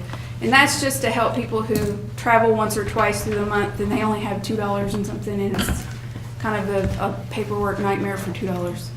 Costs more to process it than yes, so the 90-day will allow people to still get their reimbursements and us to not process something for a check for $2, because that's a lot of work to do a check for that minimal. So that's the changes. You have a classified policy, a certified policy, so that is just showing both of those policies being updated. We have the travel voucher that used to say attach receipts in excess of $2. Reimbursements made monthly. We just changed it to mileage and meal per diem to be reimbursed at the state's rate. So that is our request for updates on those policies. Any questions? I ran through that really fast, so. No, it seems very in line with what the state requires, and recent stuff that's come out of the state auditor's office. Your revision touches on a lot of the things. Yeah, that so that's what we're discussed, trying to do, so. is just stay in line with that. Are there any other districts that you're aware of in talking to Kim Barker that have made changes this extent? So I looked at Fayette's, and Fayette's is kind of I was going to say, Fayette has a booklet for their travel policy, as well as Jefferson County. We did not discuss that. We just discussed the need of what Clark County had to make these revisions. Ms. Ryan, do you mind if I ask you, from your perspective, whether you think... Excuse me. Trying to tell me something. Do you see anything that wouldn't be classified as fair and reasonable from our employee standpoint? I think it's great. I think we need to be more specific. I think that not having to keep those receipts and just doing them per day, I think that's a great addition. I think we all just need to make sure everybody's on the same page and they understand what they're supposed to do. Getting money back after the fact, not planning ahead, is the worst problem, and we're really working on trying to get everybody to do that. We all have guidelines. We're supposed to ask permission, show where we're going, why we're going, and Mr. Christie approves, and then we get our POs, and there's some people that just don't follow the rules. It's one of those areas we get dinged every year with doing a purchase, doing a payment before the payment is before the, so they get us on travel. Well, every year when we have that from the auditor, finding POs of money that was paid back before the date of the request. This will eliminate that. There's reference to rental car in here. Now that we're in a modern era, do you think we need to specify other ride-sharing services like Uber or Lyft, or do you think that's implied? We could put specific language. I'm just a little I'd be a little uncomfortable with requiring people to do Uber and stuff like that. I think we send. I wasn't saying we would require them, but if they, do you think the policy, if somebody, shares an Uber from the airport in or something like that, and it's actually cheaper than a cab, does the policy prevent us? No, from and we reimbursing? don't have specific language about a cab in here either. They would have to, that would be an other reimbursed expense, basically, that they would have to keep their receipt to be reimbursed for it. So it would be the same with an Uber, they'd have to keep that receipt to be reimbursed for it. Okay. And the change on the hotel from 50 to 40 miles. That was Is that simply the done to state? stay in line with the state's reimbursement. You don't have to change that. I was just trying to make sure I was as in line with the state employee reimbursement as much as I could be. On the rental car, is there a distance that if it's cheaper on mileage for your personal car as compared to a rental car back forth? How does that? I don't think we have specific That's the language. only time we ever get into rentals is when somebody's having to fly somewhere or something and go somewhere. Anything else, Okay. they're gonna use their personal mileage rate that we established. And- Anything that they would drive to, I don't. So here to Frankfurt and back, you take your You're personal on your car. Personal or a board for that, we work sometimes put people in a board vehicle to go to. Or if there's an event that you want to keep a group together instead of having multiple people travel, and it's cheaper to rent a vehicle Than than to to pay 4 or have 5 5 people pay Okay. mileage to go, you would rent the vehicle. But again, that's partly why it starts with written authorization, is that is something that per case we would look at, Mr. Christie would, Prior to going. yeah. Ms. Hicks, could I ask a question of you as most of the time grammarian? Is that what it is? Grammarian. Grammarian? See how you even got that wrong? In the third She'll learn, paragraph, yeah, trust me. it says the board will be responsible. Is this for 8B or 8A? Or 8C? The 8A. Okay. It says the board will be responsible for actual expenses that were only taken out. I'm sorry, what page are we on? I'm on the very first page of 03.125. I just closed that one, sorry. The only is to be removed, it's striked out. I know. Oh, okay. But do you think should we strike it out? I'm sorry, mine didn't open, I'm I sorry. don't think it's necessary. That was a KSBA recommendations. That was their recommendation? Yeah, take I the word mean, only out? yeah. First If it were strikeouts Dara and- Bass recommending it, I would say accept it. I don't know the other folks well enough to know what Yeah, their, I mean, how their I wording presented is. her with my list of concerns and how I would like some updates, and this is the language she came back at me with, so. They have somebody new too, Dara's not there now. I know. I mean, Dara was I worked top with Kim notch. Barker, and she's excellent. And on the car rental, this is item D under car rental.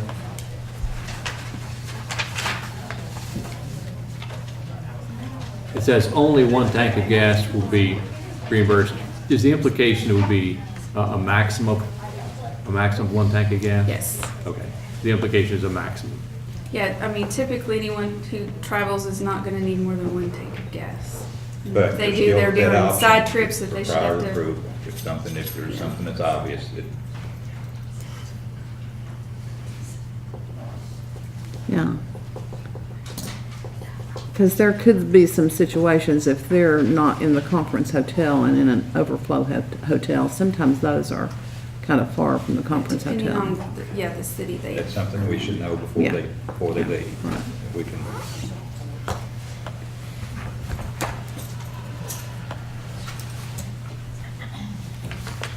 Well, any further concerns or questions? I'll make a motion that we consider approval of the revised policies 03.125, 03.225, and procedure 03.125 AP.22 as presented by Ms. Ellis. Okay, motion by Dr. Kudak. Is there a second? Second. Second by Mr. Peridot. Any further discussion? All those in favor say aye. Aye. Any opposed? That motion passes 5-0. All righty, item number 9, consider approval of revised policy 4.6. So this is the investment policy after discussions with Mr. Elkins and KSBA. This is the revised policy to make sure we were in compliance with KRS 66.480. So the changes are on the last page, and the bidding of services has been added to accommodate that change. So, Mr. Elkins, the implication is, after due consideration, everything else on here is fine with contemplated action that we've been discussing last month. That's correct. We looked at some other samples that were being used. We compared this proposed policy to the statute. And as I told Ms. Ellis several days ago, I believe I think it's an appropriate policy.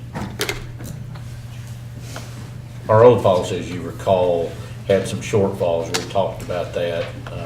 And some of it is, well, in fact, all of it is captured there in the red highlighting, procedures to design to secure the board's financial interests, standards for written agreements, procedures for control. All those things were shortfalls missing out of our current version. So I think this revision is necessary if we're going to explore the possibilities that have been talked about here for short-term investment. Okay. Okay, so these items noted in items 1 through 4 under bidding and services would take effect not for the things that we will be discussing here shortly? Yes, they will. And they are. Okay, but don't we have to have 2 readings of change in policy? That was just a new policy, maybe. That's what we were. Yeah, it was just a revision. Revision doesn't require 2 readings, Mr. Attorney? I think you need 2 readings. I think you need 2 readings, but I don't think that I don't think it prevents you from being able to consider your proposals, maybe just when they become effective.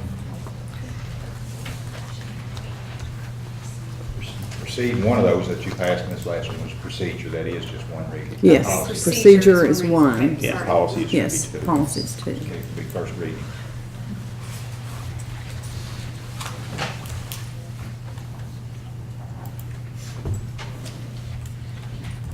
So to clarify what was just said,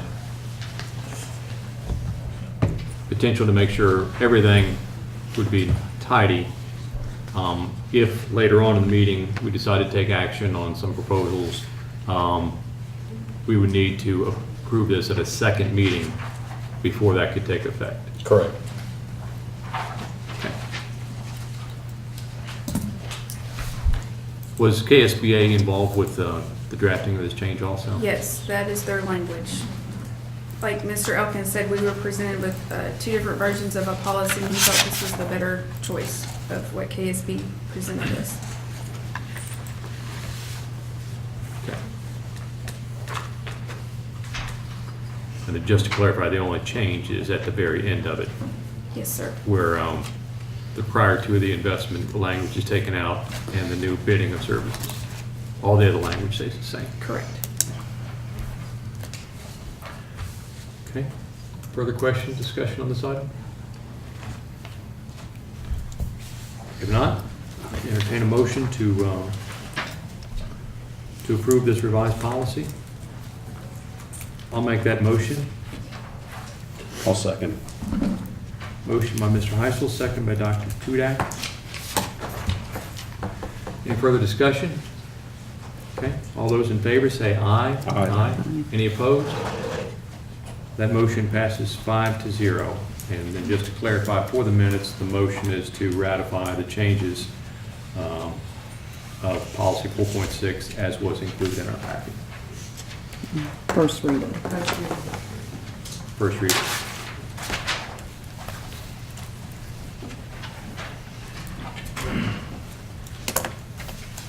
All righty. Item number 11, consider approval of extracurricular student fees for 2018-2019 school year. Mrs. Ellis. Oh, are we not doing 10? I tell you what, you just don't get good help anymore. 10. Sorry about that. I use little check marks. Would that help you? Maybe. Consider discussion and approval of investment proposals. Still, Mrs. Ellis. So we advertised per the board's previous wishes and came back with Traditional Bank gave us 2 options. You should have received a little 4 comparison chart. So Traditional Bank provided 2 options. We had an offer from Compass and Stockyards, which were more traditional municipal security investment portfolios with those 2 companies. So just to clarify, those 2 companies will charge us fees. They are a for-profit, obviously, company that invests money to make money. So And what is I the would fee for presume Traditional Bank Stockyards? also. yeah, is they are profit no, motive. there's no fees with Traditional Bank though, but they are for profit, yes. I just want to clarify fees versus no fees. Traditional Bank has no fees in their offer. The other 2 companies have fees. Okay, what was the fee for Stockyards? Stockyards was not specifically clear on their fees. Exactly. So I'm not sure, they provided a fee schedule, but I would not go through and pick out what fees I think they're going to charge. I don't know what that amount will be. It seemed like they were saying on page 1 that their net of all fees Yes. yield is 2%. Yes. That's what it seemed like they were telling us. But, yeah. And then Traditional Bank, their 2 options, if you could just summarize the 2 options they've given us, which are, there's no additional fees, it's No just simply this additional is the rate, this is the margin. Right. So they have offered one option fixed for 24 months at a 2.25% rate. Essentially, that's like a term CD, just to, if that puts it in a simpler term. And they allow us during the month 6 draws. So we could at any point, so we have the draw schedule, we could follow it to a T and withdraw that exact amount of money, but we have the option with Traditional Bank through the month to have 6 separate draws, whereas with the other companies, you have that one way that they structure our investments to come due with the draw schedule. So that was kind of, if we needed to pull the money out, it's available to have more than 1 draw a month.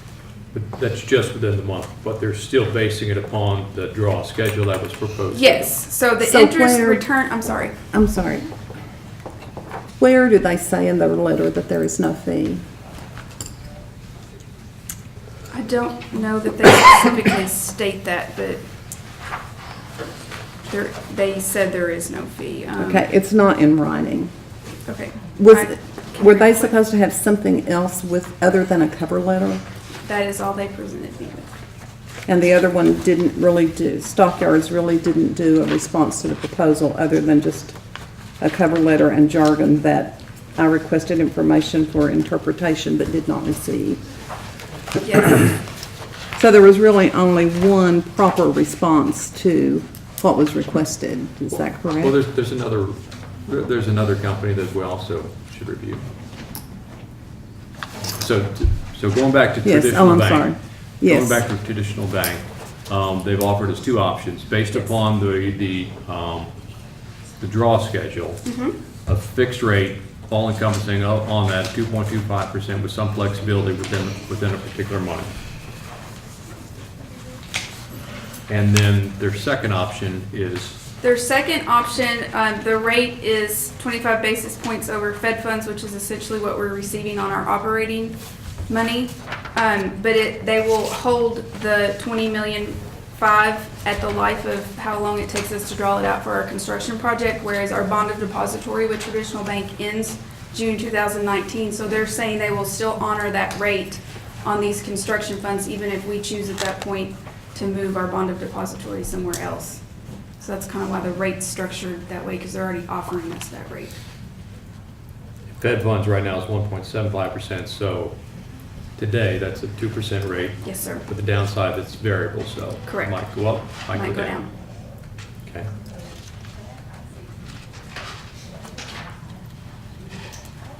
So I think we've felt the Stockyards rate, the Stockyard proposal, we think is a 2% net rate.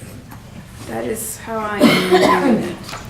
Then we should probably also then review the proposal of Compass. And Yes, sir. I think is there still a representative from Compass here? Would you all like to hear any more details from the representative?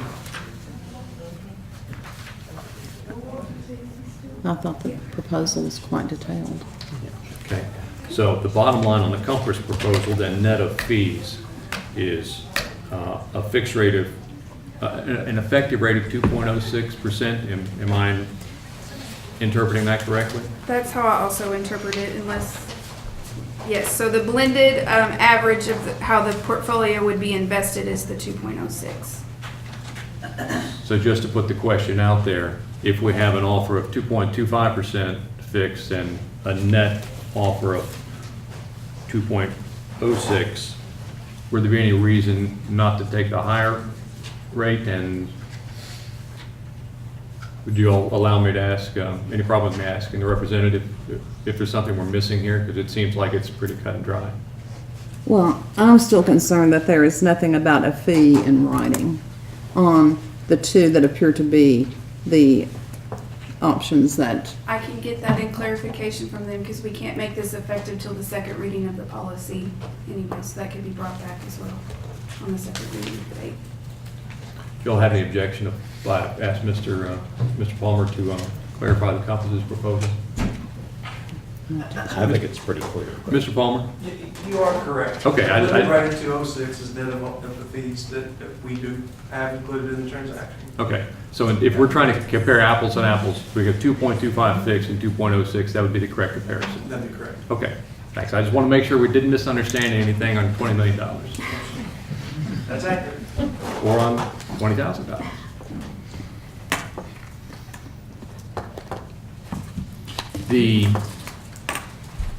The relationship you've had with Traditional Bank, they have not had any fees, and they've been at this point, 25 basis points over Fed funds rate. Yes, I can get in writing, but I've had a conversation with Sarah Jefferson, who is their cash management officer.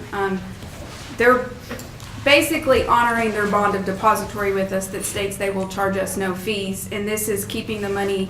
They're willing to do the fixed rate and structure their loans within their bank in order to pay us that extra money at the fixed rate of 24 months in order to keep our business with this $20 million. Okay. And you prepared a chart on what the interest would be, and I prepared a similar chart. And my chart was verified by Andy Baker, the CEO of Traditional, and he said that's what the return would be. Okay. But again, that depends on investment date at this point, because we're. Yeah, I think we're just, the only difference is we're just 1 month The off. month of April, yeah. So, according to your calculations, and we would earn $375,586 on investing this $20,500,000 on this draw schedule. I'm using a round number on that 25. That would be on the fixed rate. And on a calculation I've done, if we make some assumptions about the variable rate and assume that Fed funds rates would go up twice this year and 3 times next year, I think we could potentially earn maybe $10,000 more. But of course, the big downside is we're taking a lot of risk on. That's risk that those rates would come to pass because we're starting at a lower number. And we also run the risk that the rates actually would turn around and go the other direction. Is there a recommendation from you and superintendent? I'm sorry. We would recommend traditional bank option 1. The fixed rate option, Yes, sir. the 6. You said the 375,000 projection, where is that coming from? That's removing the month. I did not provide that. Well, it was provided in an email, an Yeah. Excel spreadsheet with the layout of the interest. I did not receive that. What is your number? Is it like a On 20,000 this, more than it's that? 414, but it's including that month of April. Yeah. I'm sorry, the difference is, in her projection, it starts out with us earning $28,000 in interest in April. Which we're not going to do. And so in my calculation, I said, well, that's not going to happen, just from a timing standpoint, so I took it out. But the bottom line differential gets us in, is the same sort of thing, it's just the bottom number is different. Okay, I don't have whatever you're referring to. Okay. I have the 414,949 amount. Well, I'll refer to it as my internal calculation then. Okay. And the difference being just the first month. The rest of it is minor rounding differences. But the bottom line is, from my standpoint, I think a sure thing of 2.25% makes a lot of sense. And that'll be what I'll be supporting when we get to that point. Any further discussions then? Mr. Elkins, since it's got a little complex the last time, we tried to work on this issue. Can the motion that would be satisfactory from your standpoint be to simply accept traditional banks' 2.25% fixed rate proposal with the confirmation that there's no additional fees? Or do we have to get into any additional complexity beyond that? I think you can accept their proposal, number one, I think you said, and I think you can do that without waiting on a final revision of your policy, because I think your current policy will sustain your work on fixed rate interest. So where you're gonna get where you have a known return on a deposit, I don't think you have to revise your policy to accept that sort of agreement. But you can still go on and revise your policy that this would still be appropriate, even looked at by way of the new policy, but it would also open doors for future investment, short-term and other types of products. Okay. Any further discussion then? Is there a motion on item number 10? Okay. I'd like to make a motion that we accept Traditional Bank's proposal of a 2.25% fixed rate, given the draw schedule that was provided to them and their proposal letter dated April 6, 2018, that was included in our packet. That's option 1, the 2.25 flat return, right? Yes. Okay, I'll second that.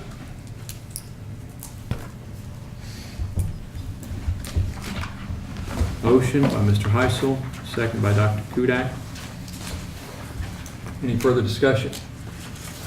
Okay, all those in favor say aye. Aye. Any opposed? No. So that's 2 opposed?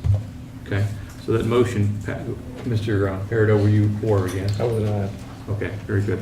That motion passes 3-2. Thank you for bringing that in front of us. Item number 11. Check mark here. Consider approval of extracurricular student fees for 2018-19 school year. Alicia Ellis. Okay, so per board policy 09.15, all school fees have to be board approved for the fiscal year. So these are the requested school fees for next fiscal year from GRC, Campbell, and Baker. And as previously for this current year, no instructional fees are included, only club fees and athletic fees. And with Campbell, they are a unique situation, so I will give a little brief explanation there. In the draft budget, when I sat down with Dustin, he and his athletic director stated that if the board would give them $15,000 on their athletic board paid money, that they would eliminate all fees and use that money and their school activity monies to cover school fees for students. So he is putting it out there that if that remains in the budget for going forward, he will not have a fee schedule at all, but if you all choose to remove that from the budget, he's gonna have to charge the fees that he charged this fiscal year, which are listed in that 17-18 schedule. He wanted to show you all what Campbell had done for the last 2 years, so that's why both tables are listed there. So how does the $15,000 cover what was being charged before? The math does not work. Reports of all spending, plus all receipts that came in with every athletic program, every extracurricular program. And then we compared that to everything, like I said, we brought in, and we would be short running our program by about $15,000 when I have to put all those accounts together. Okay, so these fees charged by, this cheerleading, $70 a month, dance, $30 a month. If you only have 10 or 12 kids participating in each of those, that gets your $15,000. What about all these others that have? Last year, we didn't charge any dance team fees at all per month, even though it was on the schedule. We made a decision not to do that as a school. The other thing, I've consulted with a couple of our cheerleading sponsors, and we are drastically reducing or eliminating that fee. I mean, we're cutting out things that they were doing. They were doing things like bringing in coordinators and bringing in specialists, it was ridiculous. And so we were going to not do that portion, basically. But we feel like we can pull it off by that number. If I'm wrong, our activity accounts will have to cover it. Okay, so there won't be the $125 baseball fee or the $100 basketball fee. None of the fees listed here. That's correct. The other part of that is the other thing built into the budget are school paid coaching stipends. That's also on there for next month, so that's included in that. So Campbell will actually save a lot of money by not having to pay coaching stipends from those fees, which I have a problem with anyhow because it's student generated, we're paying salaries. That bothers me. And so that on top of the $15,000, so it's not just the $15,000, there's that other amount that we'll save that we took out of our athletic budget to pay coaches and athletic director. Okay. So what are all the sources of your athletic budget? All the Gate sources fees. are game, concession, again, each sport gets their own concession, and then our athletic fund gets all of the admission. And so Okay. from there, we can then supplement each account as we need to, because, Okay. for instance, football, we may get a $3,000 or $4,000 gate, whereas softball, we may get $50. And so the athletic director and I build a budget each year, and we use some of that general fund income to offset that. Okay, thanks. Yes, ma'am.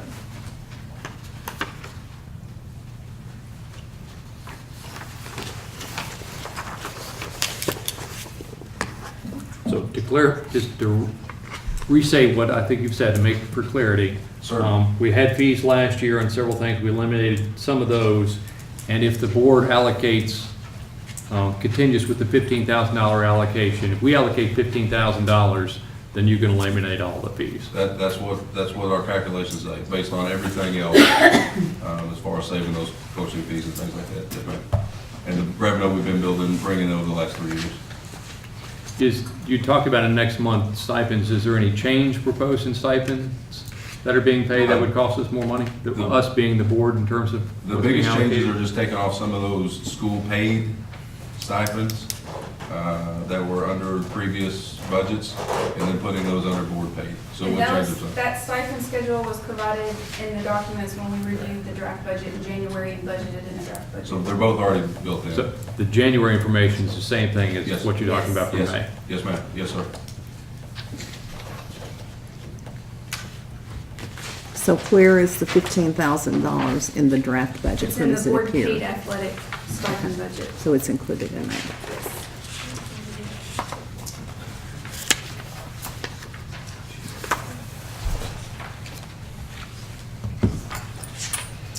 And so the fees that would remain, trying to look district-wide at GRC, then we would have the parking permit, PT, LW classes, and various club fees.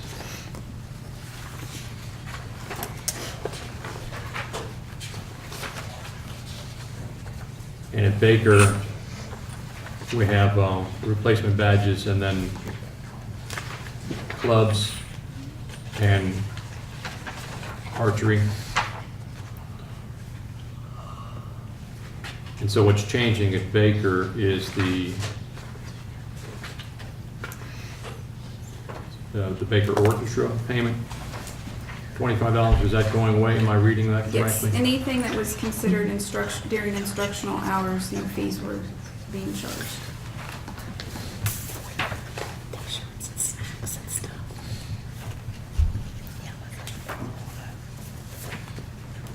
And I guess the feeling still is, from your perspective, that the expectation that we could afford this in January, now that the legislature has concluded their work, your reasonable expectation is we'll still be able to do that. Yes. Won't lock in on that. Who knows? Yeah, who knows, unfortunately, but. All right. Further As things stand discussion at the on these moment. proposed fees? Equitable, fair, reasonable? I don't know, I still look at if a kid wants to participate in multiple activities at Baker, it becomes very expensive. It's my understanding that if a kid wants to participate and they cannot afford, they are still allowed to participate. They do not have to pay the fee. They're not going to turn any child away from participating in the event. Okay, that's great and well and good, but doesn't that in turn cause this cost to be for other kids what it is? I mean, at some point, something is supplementing it, and that's great. You know, I want all kids to participate, but, you know, just an average run-of-the-mill.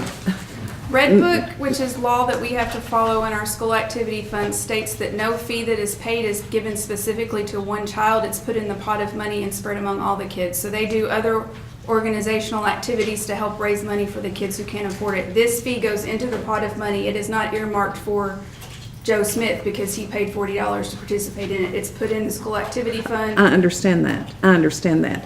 But for kids who are paying fees, for families who are paying, if I have a kid who wants to do academic team, beta club, chess club, $60, you know, for middle income families, that's, you know, that can be significant with other things going on. So does every kid who comes and says, I want to participate in this, if he or she is not on free and reduced lunch, I'm assuming the fee has to be paid? Honestly, Ms. Hicks, the only fee that you see there that we've ever charged for in 4 years is the $20 fee for Beta Club. I put these on there in case a sponsor or a new sponsor takes over the club and they want to buy shirts, they want to have after-school snacks, that they have never charged a fee yet, what you're looking at. I just put these on there just in case we get a new sponsor who wants to take a trip or who wants to buy shirts. They can do Okay. those things. But no kid, and we would never turn away a Okay. kid regardless of their socioeconomic status. Okay. We would welcome them with open arms. Okay. They're on there because by policy, if they're not listed and approved by the Right, board they prior to, can't. they can't do it Right, at no yes, time. yes, So they're on there yes. as a backup. So a just-in-case fee. And on your, Campbell, that $15,000, to go back to that, was because not everybody pays, so the 15 is about what's Okay. collected. Make sure I Thank understand you. what you just said. Is that the only fee that we're currently charging at Baker is the Beta Club fee? That and Just- a replacement badge? And that That goes to the replacement national. badges. The- Every the re- student gets a badge, but if they lose their badge, they have to pay $5. Every kid gets a badge, a lanyard, and a plastic sleeve to put that in for free. And if they were to lose that, or if it's need a replacement, it breaks, they lose it, whatever, that's when that $5 fee would come. But the only thing we're actually charging is the Beta Club Off fee. the top of my head, I can't remember, archery kind of sticks out to me, but I don't think that they charged either. Was it 25? They got a real nice drop dead shirt. I don't know if the 25 was just for the shirt, but it was 25 and it, yeah, they got a shirt. But I know like chess club, science club, math club, all of those are pretty much free. I just put those in there because the policy reads if they do decide to charge something, it needs to be approved by the board. The Beta Club fee goes straight to Put the that national maximum Beta. fee? Maximum fee? Instead of fee, would it be more clear to say maximum fee? Yes. That, just so if a parent is looking at this, Yeah, if I'm a parent looking at this, I think I'm gonna have to fork over all this. But would qualifying that as a maximum fee, would that be compliant with Red Book and other regulations?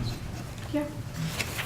It would be. Mr. Mouse, do you have any problem if we call those maximum fees? No, sir, honestly, we don't collect 90% of what you see listed. Then turning around to GRC,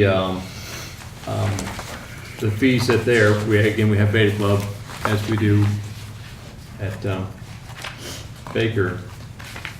Any problem with these other fees in terms of fairness? I think these are pretty much based on the fact that they include state and national. Right. The dues that they have to pay? Yeah. School doesn't collect anything off of those. So in this particular case, any qualification of maximum would be inappropriate, just fine the way. Right, because it would depend on if national or state Okay. up theirs.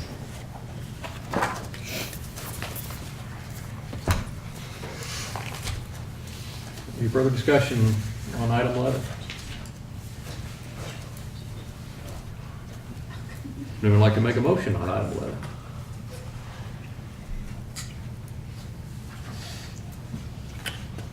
I'll make the motion as written. I'll second. Motion by Mr. Peridot, second by Dr. Kudak.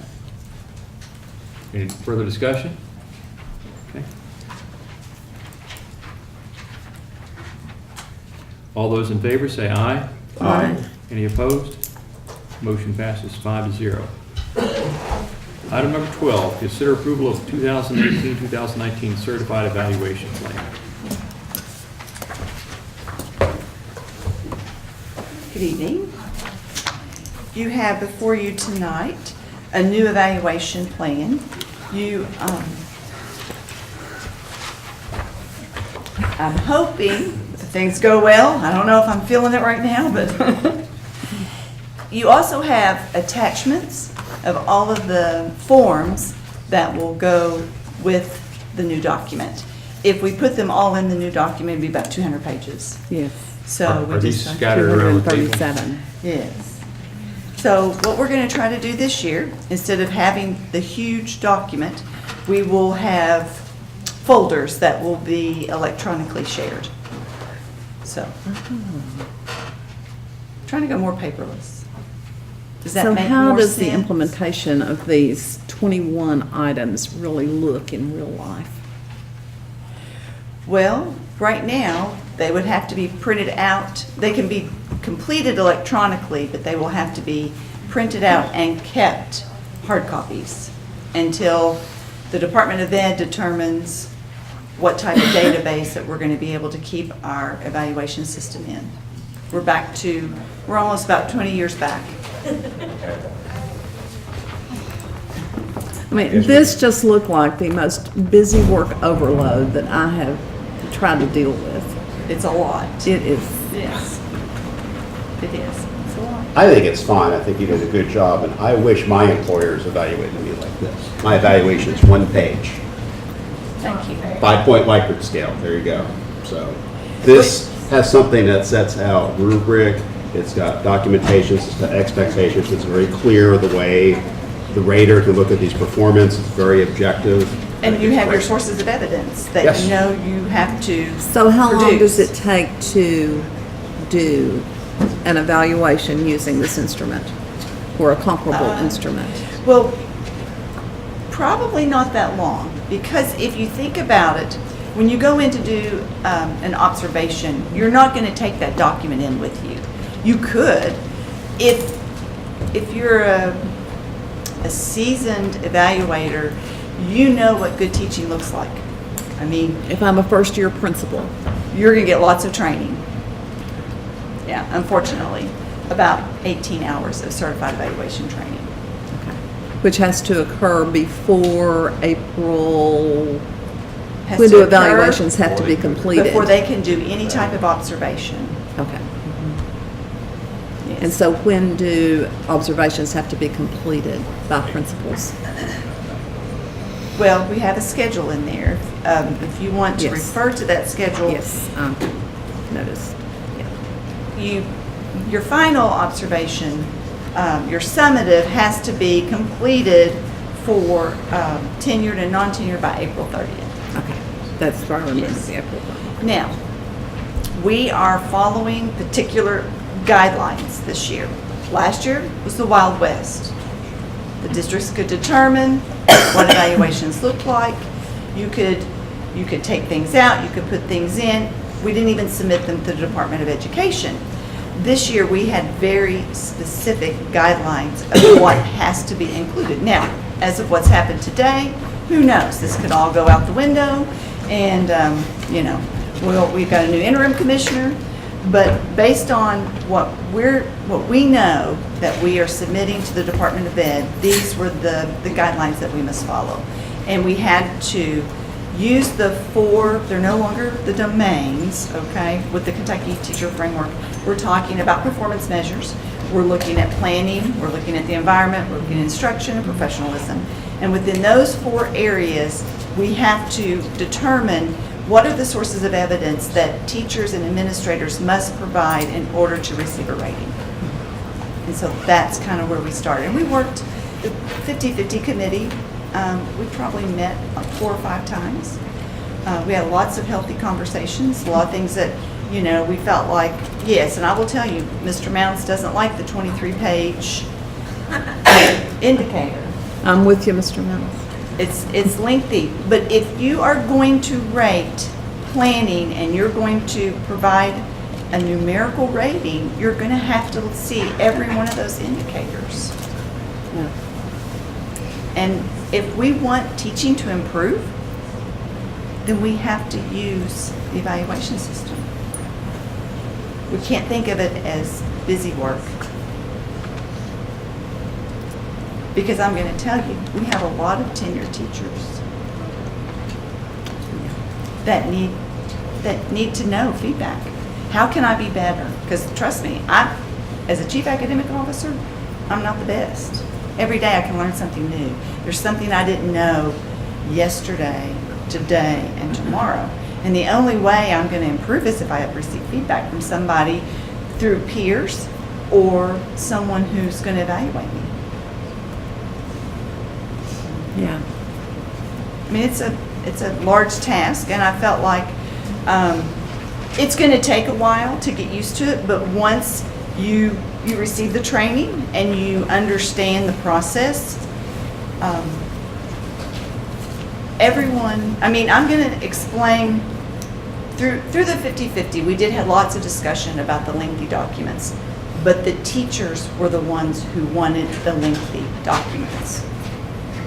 Because they said, I don't want a one-page that says meets. I want to know, what am I doing right? What do I need improvement on? So that's kind of how we tackled it. So yes, what we will send to the Department of Ed with your approval tonight will be this document. We will not send them all the forms unless they ask for them. It's really easy though. We've created a teacher folder with those forms in it. We've created a principal folder with those forms, a district folder. And so all those documents are in, and it's an easy push in the send button. And then all of them will expand. Now, we have talked about putting them in a Google Doc format, but oh my goodness, it's a lot of typing. So if we are able to take that under our wings this summer, with everything else that's going on. We might start and we might try to do at least the formal observation, if we could get that in a Google Doc, that would help save some time. But that's a conversation we'll have to have with technology and how to develop that document. Let me make sure I understand the expectation of what you would hope to leave this agenda item with is, in our packet, item 12, 2018 Certified Employee Evaluation, first edition. That particular document, is that the only document that you all, are you seeking our approval of that, or all the attachments that go from A through T? Well, actually, just the evaluation plan. Those are just forms that follow the plan. Just this, the Certified Employee Evaluation, first edition. Yes, sir. Yes. And then we would need a signature from you. Now, what will happen is, once we receive board approval, then it then goes to KDE. It goes to KDE.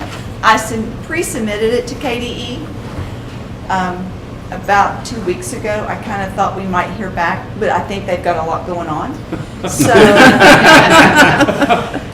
we have not received it back, because I was hoping if we could get some of their feedback, it may take out enough, bringing it back to the board again. But we are kind of sitting with, they have it. I'm waiting to hear back. I will email them tomorrow, let them know whether, yes, we received your approval, or no, we did not. And then from there, I look for it to speed up a little quicker. If there's some changes that they see that we need to address, we will get it back from them in a corrected or a suggested format or corrections. And we make those, I bring it back to the board before we submit it again. So it is kind of a little bit of a process. I pulled up this plan and last year's plan and converted it to Word and then did a comparison. And there's massive changes here. Big cuts. So bottom line is, the committee that's listed on here met quite a number of times. At the end of the day, this is the document they were comfortable with. Yes.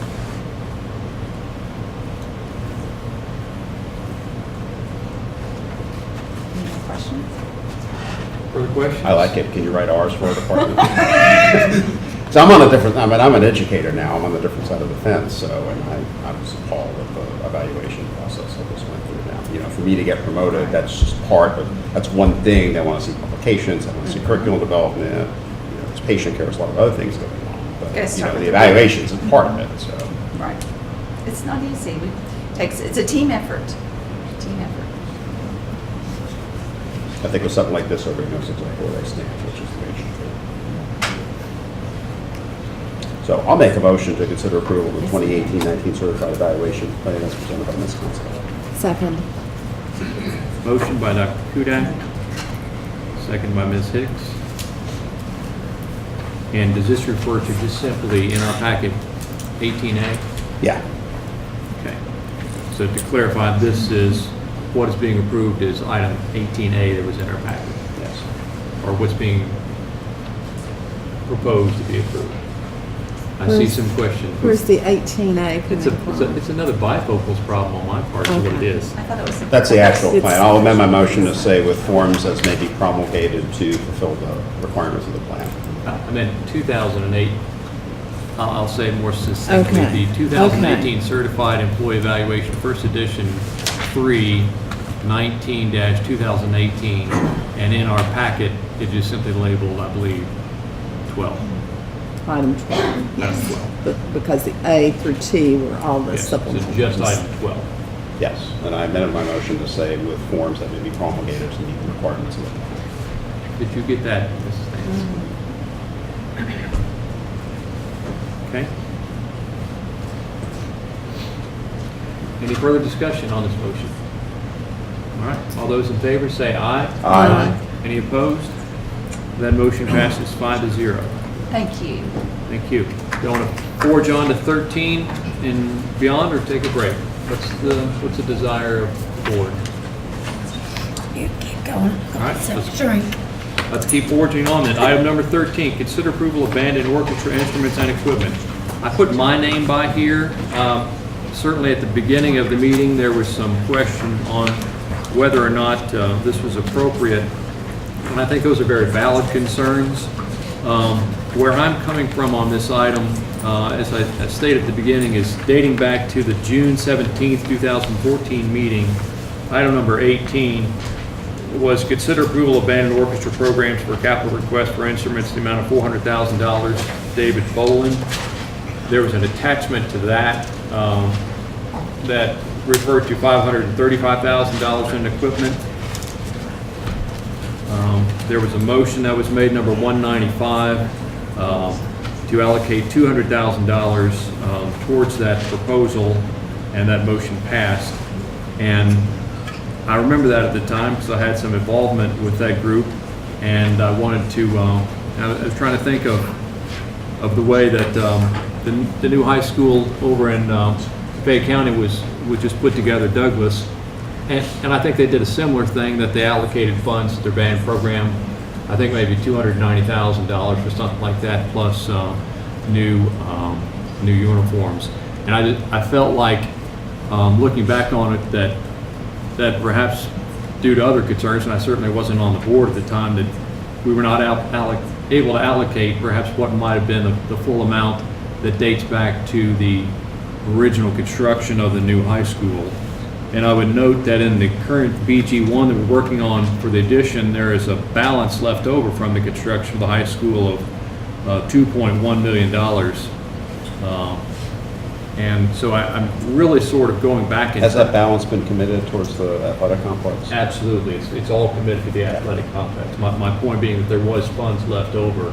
And I'm trying to make the assertion that I kind of wish that, with 20/20 hindsight, that more money had been allocated to fit out the band at the time. So we discussed this very briefly at our working session. Unfortunately, didn't get to get into much depth on it at all.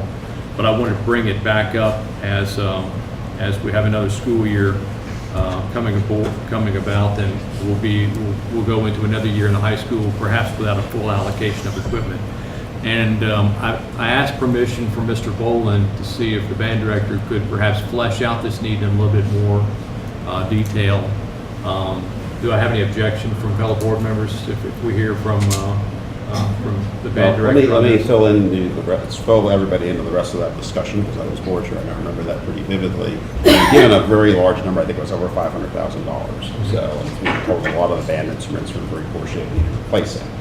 And we had a fairly lengthy discussion about, how to go about doing that. I don't think the board felt we were able to fund the entire amount at that time, but it came forth in that discussion that, listen, instead of having to replace all the band instruments at once, we need to have an idea of which ones are the ones that are in most need of replacement, and let's come up with a schedule. We can devote a certain amount of money to this on a regular basis. And to my knowledge, I was never done. That's my recollection. So I haven't seen a motion or any request from anybody for instruments until today. So we had a comment about the issues with maintenance of things, and that kind of has been a tendency in our district in the past to let things get which is a crisis proportional, and we have to fix it. So.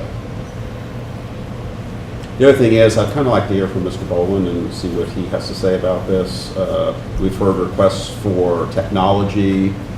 We're looking at some really big numbers here, and I just would kind of like to hear where I think the needs of GRC are. Well, I think the first thing let me say, I've worked really hard with Mr. Payne. We work well together. I think the band has some needs. I'm not quite sure at what level.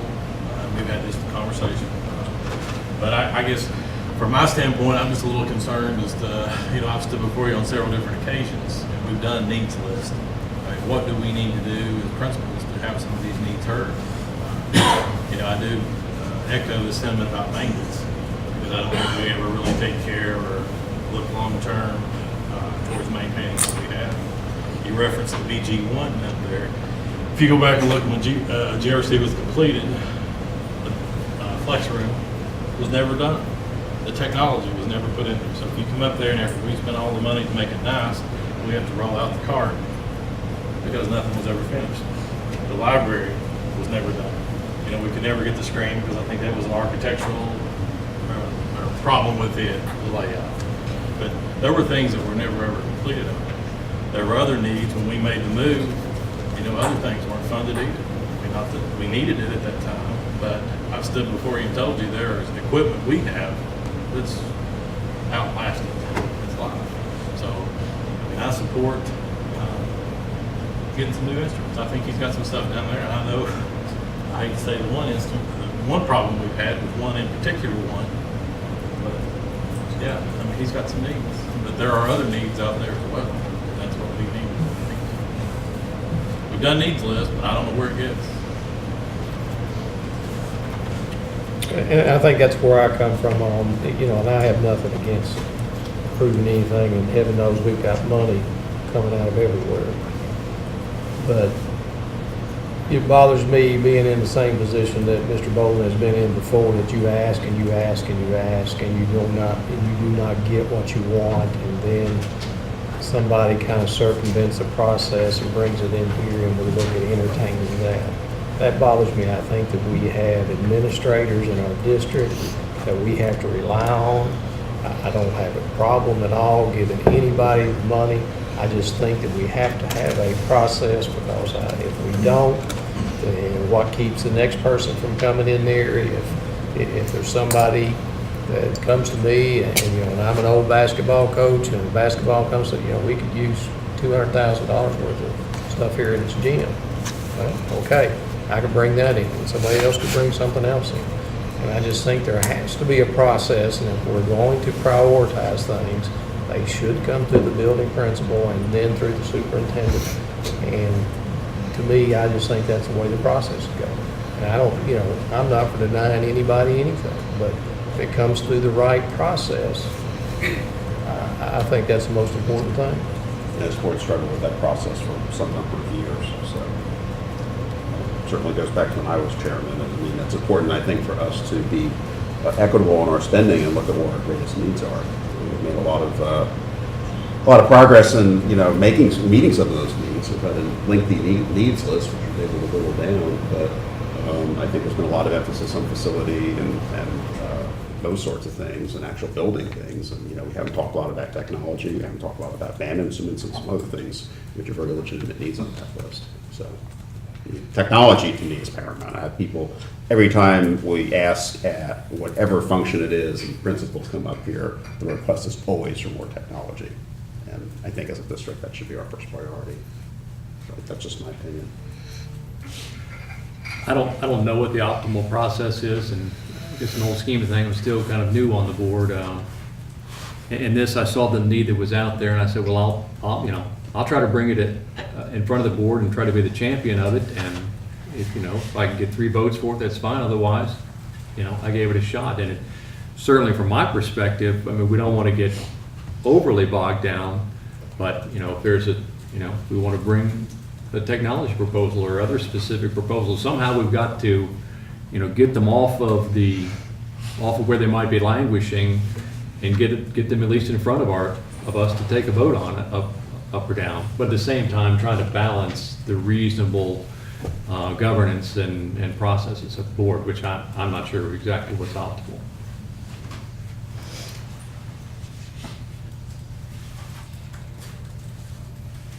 Do you all want to hear from Mr. Payne in terms of trying to get a little bit more background as to whether the critical need is on $50,000 worth or $350,000 worth?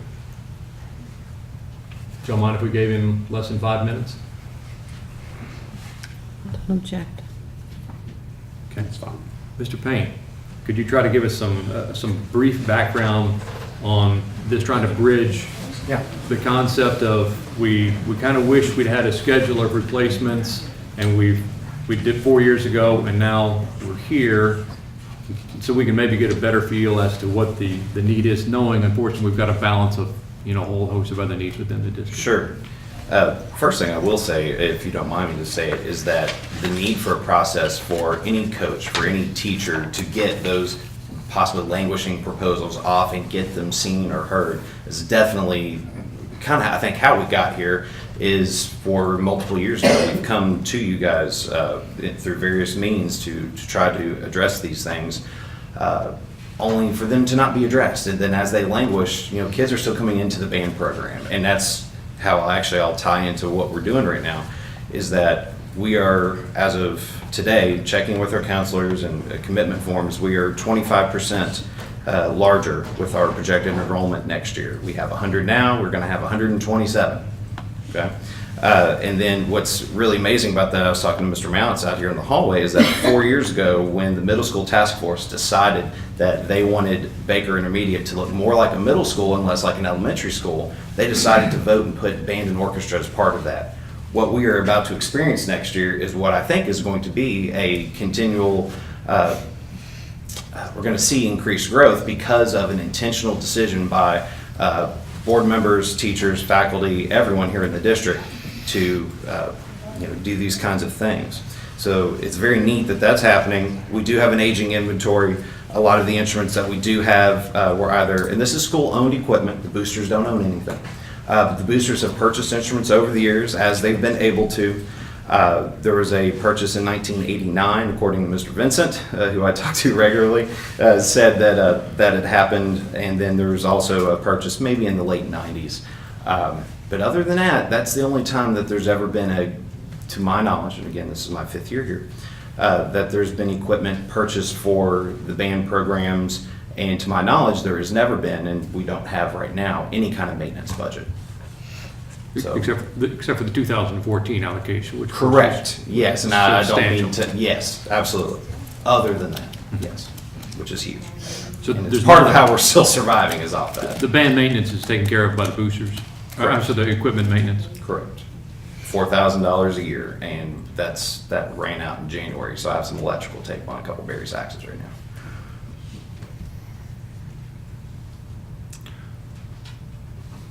What is the number of your, I kind of see this as more of a multi-year process, to be honest, since we do have competing needs in technology and other things.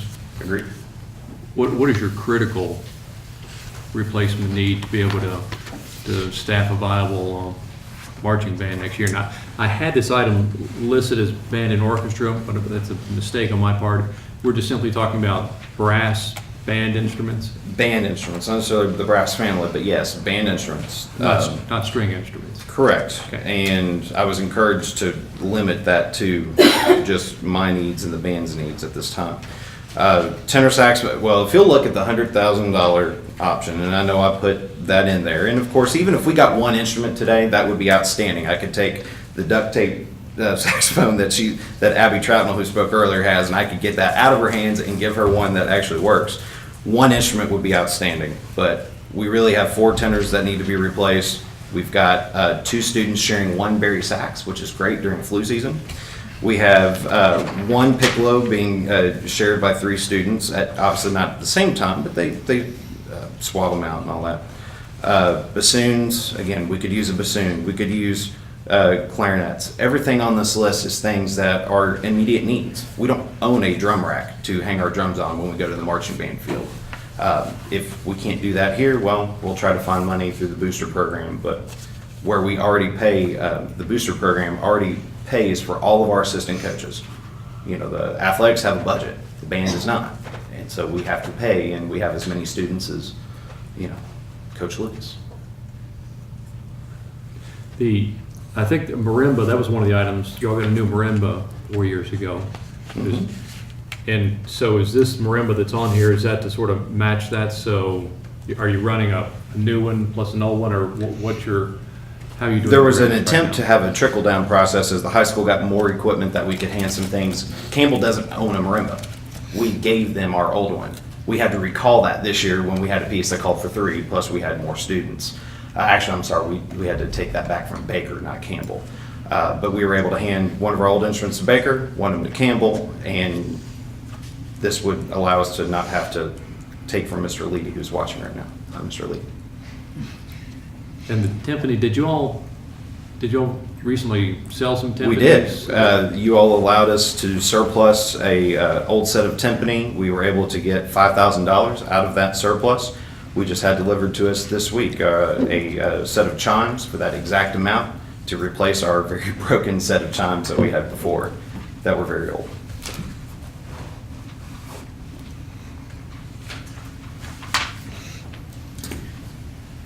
If, and I know every single one of you would love to support me, and I think the difficulty here, and I understand, is that precedent. And you've all spoken to that, and you know, how do we avoid any teacher from just coming up here and asking? I would just simply say to you guys, we've got some really hardworking students, and they support not just our own endeavors with the band program, but also, you know, between all of our athletic events, between the Labor Day parade. Every year our kids get told you have to give up your Labor Day. The Christmas parade. We have kids that can't work jobs because of basketball pep band. Their employers won't employ them throughout those 3 or 4 weeks. A lot of them have to quit during that time. So for all these hardworking students, it's not so much, again, just for me, for the longevity of the program, supporting and investing in students. And you heard Molly Wright earlier. She had 3 competing offers for full ride scholarships from Division I institutions. She's not the only one, and she's not the first. So this will certainly help all of those. Okay. Any further questions and discussion?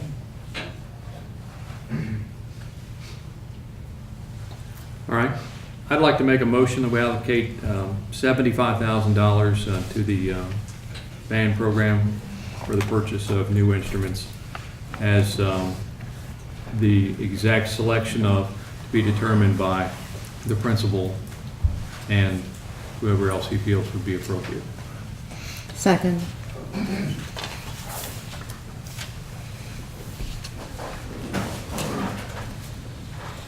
So I have one comment. I appreciate the needs of the band. I don't appreciate the way this was brought to us. I just want to enter that onto the record. And I concur. Okay. So the motion, $75,000 allocation by Mr. Heisel, second by Mrs. Hicks. The discussion on the format of how this brought forward. Certainly, I think it's a very good point. Would you all like to have any further discussion on this motion? I think we need a better way to address needs than what we're doing now. And I think, like I said, in terms of building and facility needs, we're addressing those fine. We get a list every year. It's constantly updated. We know exactly what we need to do with that. I think we're wanting in technology and some other areas. So I don't know. All right. So I don't know what is, we just changed over from Outlook to Google. Okay. What's that going to cost the district? Is that more expensive, less expensive? What played into that? Is this something mandated by the state? We all just did it. I don't know what my background is on that. You know, is this going to be more or less expensive? Mentally, do I have to shelve another $50,000 or $75,000 a year to pay for this? Is it going to be that much more money? You know, when our Office 365 contract comes up, what's that going to be the next time? I remember when we migrated from Office 2003 to Office 365. That was a big chunk of money then. So, but I think we need to be a little bit more proactive in looking at these things. So not just buildings, but technology in other areas. So, and I'll be quiet. I've said my piece. You got a motion in a second. Okay. Any further discussion then? Okay. All those in favor say aye. Aye. Any opposed? No. Okay. Motion passes 4-1. Is that right, Ms. Ritchie? Are you an aye? Okay. All righty. Do y'all want to move on to item 14? Thank you. Thank you. All right. Item 14, consider discussion and/or approval of proposed BG1 for the completion of the George Rogers Clark High School Gymnasium and Athletic Fields project pending KDE approval. Mr. Stump. As you begin to enter into the discussion of the proposed BG1, I would just bring to the board's attention that you have your architects here from representing Ross Toronto and your construction manager for Cordell. And as is typically our protocol, we have invited Joe Nance from Ralston Sinclair to offer you a current update on your bonding capacity, your construction capacity. So if it's okay with you, I'd like to begin with Joe and his presentation, give you an idea where you're at with your bonding. always tells us how much money we got to spend, so that's where we should start, right? Chairman Hossel, members of the board, it's a pleasure to be here this evening. I promise I will be brief in my comments, and I think you have it in your packet, but I brought more papers, I'm going to pass it out anyway, just to make sure we all have a copy of our plan of financing. And we've been through this process many times before, all the board members here, so you know that when we look at your bonding potential, we first look at what you currently owe, your restricted funds available, and then we determine how much more you can borrow. So what I would like to do is first go to the last page, because I think we're interested in the bottom line. So if you recall, back in the fall when we completed our bond issue for this last phase at the high school, I had indicated that we hoped that when all the dust settled, there would be about $3 million of bonding potential left going forward. That's where we are today. So as of today, without any new funding, we could, beginning next fiscal year, bond $3 million. Now, one of the good news things is that every 2 years, when we get a new budget, we typically receive additional funding. So if you look outside the box, based on the budget that just recently approved, once we get past July 1st, we should have additional bonding in the amount of, number one, $990,000 from our new School Facility Construction Commission offer. So that would be available. And then also there will be an increase in the state FSPK funding, which should bond an additional $2 million. So in round numbers, we're sitting on about $3 million today. And once we get to July 1st, we should have another $3 million available. So that's where we stand. Now, the second thing I want to share with you, then I'll open it up for questions, is that in addition to presenting your bonding potential to you tonight, we have also had conversations with the Department of Education, specifically the Division of Facilities Management, related to your proposed BG1, which basically finishes your high school with all the athletics that are needed. And my discussion with Mr. Dunbar, who's the head of that division, was as far as from a funding standpoint, what would the department be able to support from a bonding standpoint for this project? Mr. Dunbar indicated that the department could and would support the $3 million that we have available now in bonding potential on a BG1 to finish up the athletic facilities. He indicated that anything beyond the $3 million would need to be in the form of cash. So what you're going to be looking at as part of your BG1 does show a bonding component of $3 million and the balance in cash. Further, Mr. Dunbar indicated that from the department standpoint, the new bonding that would be available, that, knowing in the past that your preschool is one of your next priorities, the department would encourage that we use the new bonding to go towards the improvements at the preschool. So if the board decided tonight to proceed with a project to finish the athletics, number one, that Mr. Dunbar gave me assurance that the department would approve $3 million worth of bonds if whatever the difference was came in cash.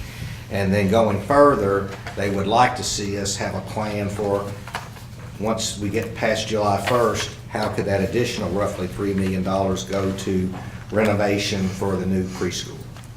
So really, mine's kind of simple tonight. Wanted to give you an update. And again, in round numbers, we've got $3 million in hand. Once we get to July 1st, we'll have another $3 million. The Department of Education, assuming that the board would like to proceed, has assured me that they would be able to support a project to finish up the athletics with the $3 million local bond sale, with the balance coming in cash. Any questions? So the good news is every 2 years when we get a new budget, I'm able to present that we have more money, and so in this case, the fact that we're going to increase by about $3 million beginning next fiscal year is really a good thing for the board to have the opportunity to look at additional funding. So with that being said, maybe it's appropriate to talk more about the project, and then I can fill in with any questions. I think we understand the money that we have available. Good. So it seemed like the next question is to try to address the number that's on here, which is the the $7.5 million construction cost. I think that And would so be that would go to the architects and to the construction manager. And let me clarify, both of you gentlemen have been involved in developing this number. It's not just something that Ross Hunter did or something that Codell. You all both worked together on your general understanding of what had been sketched out. This is the number that you've come to. Right. Okay.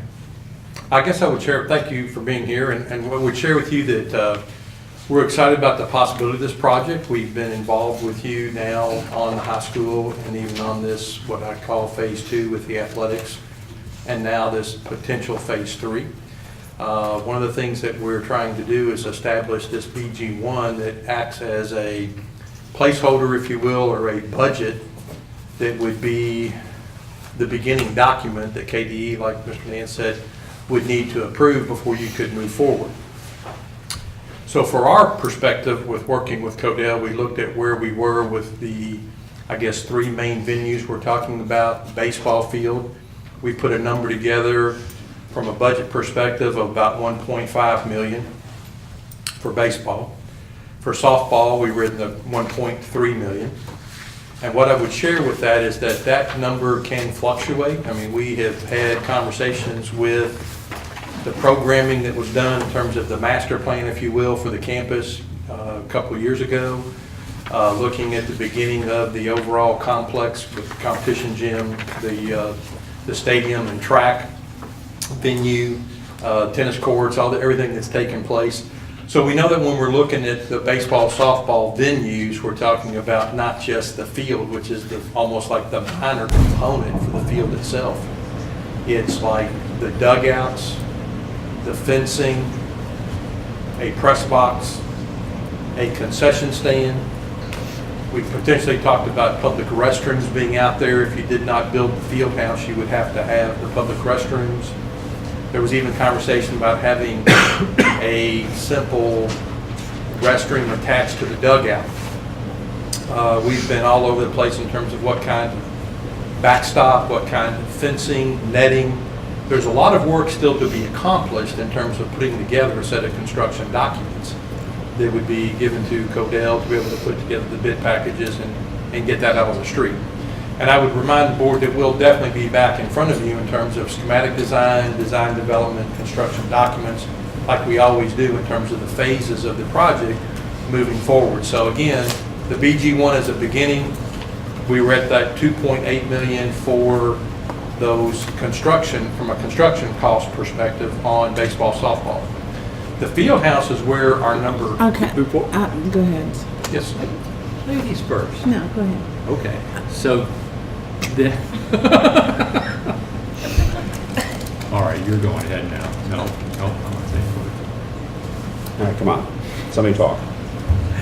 You just said in the 1.5 and the 1.3 million, that would include dugouts, yes, fencing, press box, concession stand, and maybe limited public restrooms? If public restrooms stay at the individual venues, or whether the public restrooms move into the field house, that's Well, where I we're want to know still. what's in your $2.8 million number.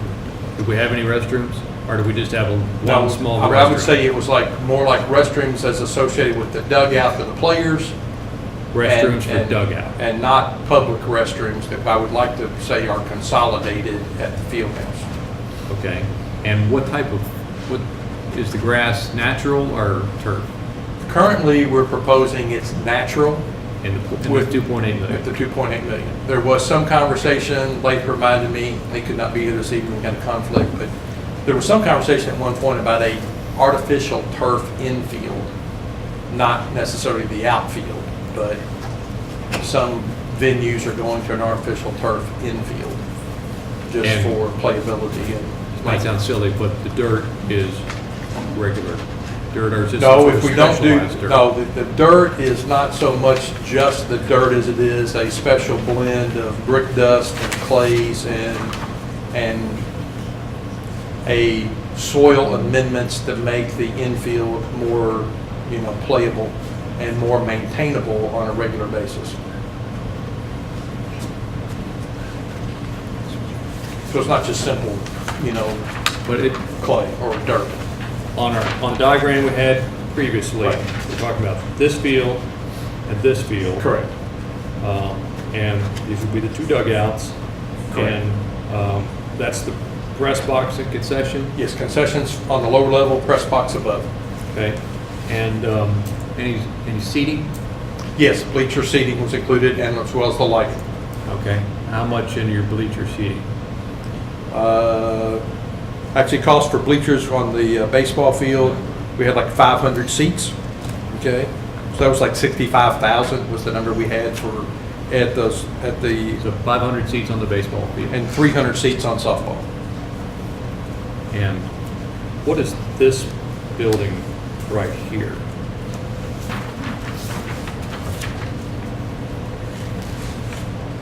I think, let me see, make sure I'm aware of what you're.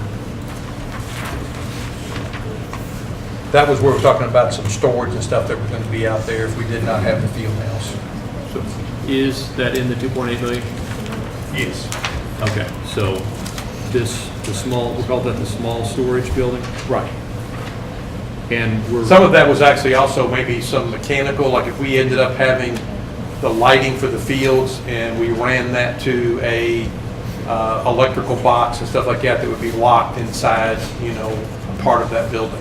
And then I think we're currently grading this practice area. Is that included?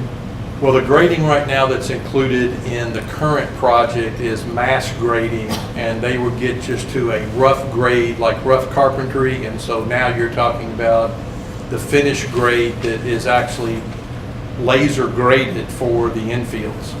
I was trying to understand, is that in the 2.8 million?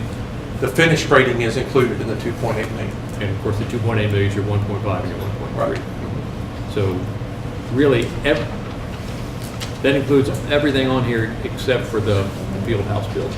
Correct. For both baseball and softball. Baseball and softball. Okay, when we received in June of 2017, we had the opinion of probable cost. This has gone up $400,000 or so since then. Is that just the normal? I think it's a combination of two things. One is just the normal inflation of where we think things are heading when we were talking about the way things bid. I mean, we're aware of what happened with our bids even on the current project. And beyond the bidding environment, we also, I guess I'm more aware of making sure that I'm not the low bid or the low budget. I'm wanting to come in here with what I think is a realistic number that prepares us to be able to provide the venue that is desired. You could do the fields much cheaper, and we can do that. If we want to set a lower budget, then we'll have chain link versus the nylon netting. We won't have brick backstops. We won't have, some of the amenities that we're looking at when we were trying to put together a number based on where we see things going, overall for the campus. Okay. So when this original opinion of probable cost was done, were we looking at lower quality materials than we are now, or the same quality now, just changes in price because of inflation and whatever? A little bit of both.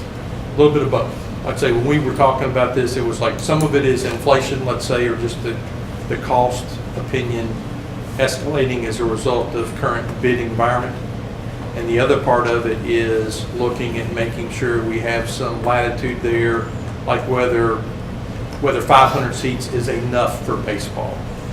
If someone came back and wanted additional bleachers, or the lighting, or the sound system, or the concessions as far as what is going to be included. So we don't run into any Title IX issues with 300 seats for softball and 500 for exactly. baseball. I mean, we were talking about, like, one of the things you see there in some of the old layouts was just we're talking about a concrete pad and skid bleachers. And so in some venues, like we've done in the past, you're able to augment existing current, maybe permanent bleachers by bringing another set of skid bleachers in for a larger game, and have a concrete pad where some spectators might want to come and bring their own seating, or you could slide another set of, skid mounted bleachers that would seat another 100, spectators, and just put that on that extra pad. Ron, when you came up with your figures, were you assuming this being a standalone project? In other words, this is what people would come in and bid? And is there a possibility it could come in lower because we have people already there that may bid on that? Right. So, I mean, what I'm trying to look at is, are you looking as a standalone? If we already had everything done, this was 10 years later, and we're in a current situation, this is how you're thinking? I think that one of the things that Codell, John Hagan, and I were able to discuss is that if you remember last fall when we were talking about where we stood and what we were creating in the way of alternates that we were able to take, like the masquerading parking lot, the tennis courts, when we looked at those alternates, and even like for the visitor bleachers and stuff at the football, we got to take all those, but it put us up over. We knew we were in that position when we started taking these things off the table. Obviously, I think if we had been able to bid all of that at one time, it might have been at a lower price point. If we can bid this now, I think it's going to be maybe a little higher. I mean, it's a couple years later in terms of the overall project and the design. We're talking about the opportunity now to try to get these same contractors that are currently there give us their best price so they don't have to remobilize if they can be on site. And so yes, if the project goes into 2019, I mean, if this does not move forward, more contractors will be completed, particularly the excavation, the concrete work, the mason, they'll be gone or wrapping up and so now is the time from our perspective to try to get the best price. But this is a standalone in terms of it being a component now with these three main venues coming in and having to be completed after the mass grading is done and in conjunction with the other work that's still under construction. That's a good question. I mean, I would hope that we'll be surprised. I mean, even when we got our cost opinion that we had for like the mass grading out there came in lower than what we had anticipated, I think because of the magnitude of the work that was available, and then that was just an extra little bit and was coordinated with all the cut and fill being balanced, for that work. So how much was the masquerading? The masquerading ended up being like $480,000. That sounds close. That's about right, I think. I mean, I think we had estimated like 800 to 900,000. 750,883. Yeah. So it came in, like I say, lower than what we had anticipated. Because of, I think, the fact that, like Mr. Perry said, you have contractors that were already there doing the work for the football stadium itself and track and that whole venue, and then in association with the little bit of grading that took place for the competition gym. The $2.8 million figure, that interestingly enough matches precisely to what was in the original facility plan for these two items. Yes and no. Okay, it does come up close to that, but what I would say that in the facility plan, that 2.8 was probably closer to a project cost, and I'm sharing right now a construction cost. Okay, the difference being like the 12.4% of your all's fees and Codell's fees and the 5% contingency. Correct. Okay. All right, so because as we've seen, the estimates that were on the facility plan versus what we actually had to pay last fall, right, this is a massive difference. Right. So I looked at that and I'm like, golly, yeah, that's 2.8 million you're telling me right now. And there was That some rounding. I certainly mean, one of the seems things that we had, Lath's number was like 1,465,000 on baseball, and I went to 1.5. Well, but you all look at it, you've looked at it, because in the training I've had, the construction manager is a key part of this also, and you think the 2.8 for construction is good? That is. For the way it's currently envisioned. The way it's currently envisioned. As far as a working budget for us to begin, we feel like we can give you the facilities, and we will be always working together like we always do at the different phases to come back and say our program or the desires or the wants are getting out of line with the budget, or the current, needs or wants that are coming out of the schematic design actually mean we might be at a lower price point.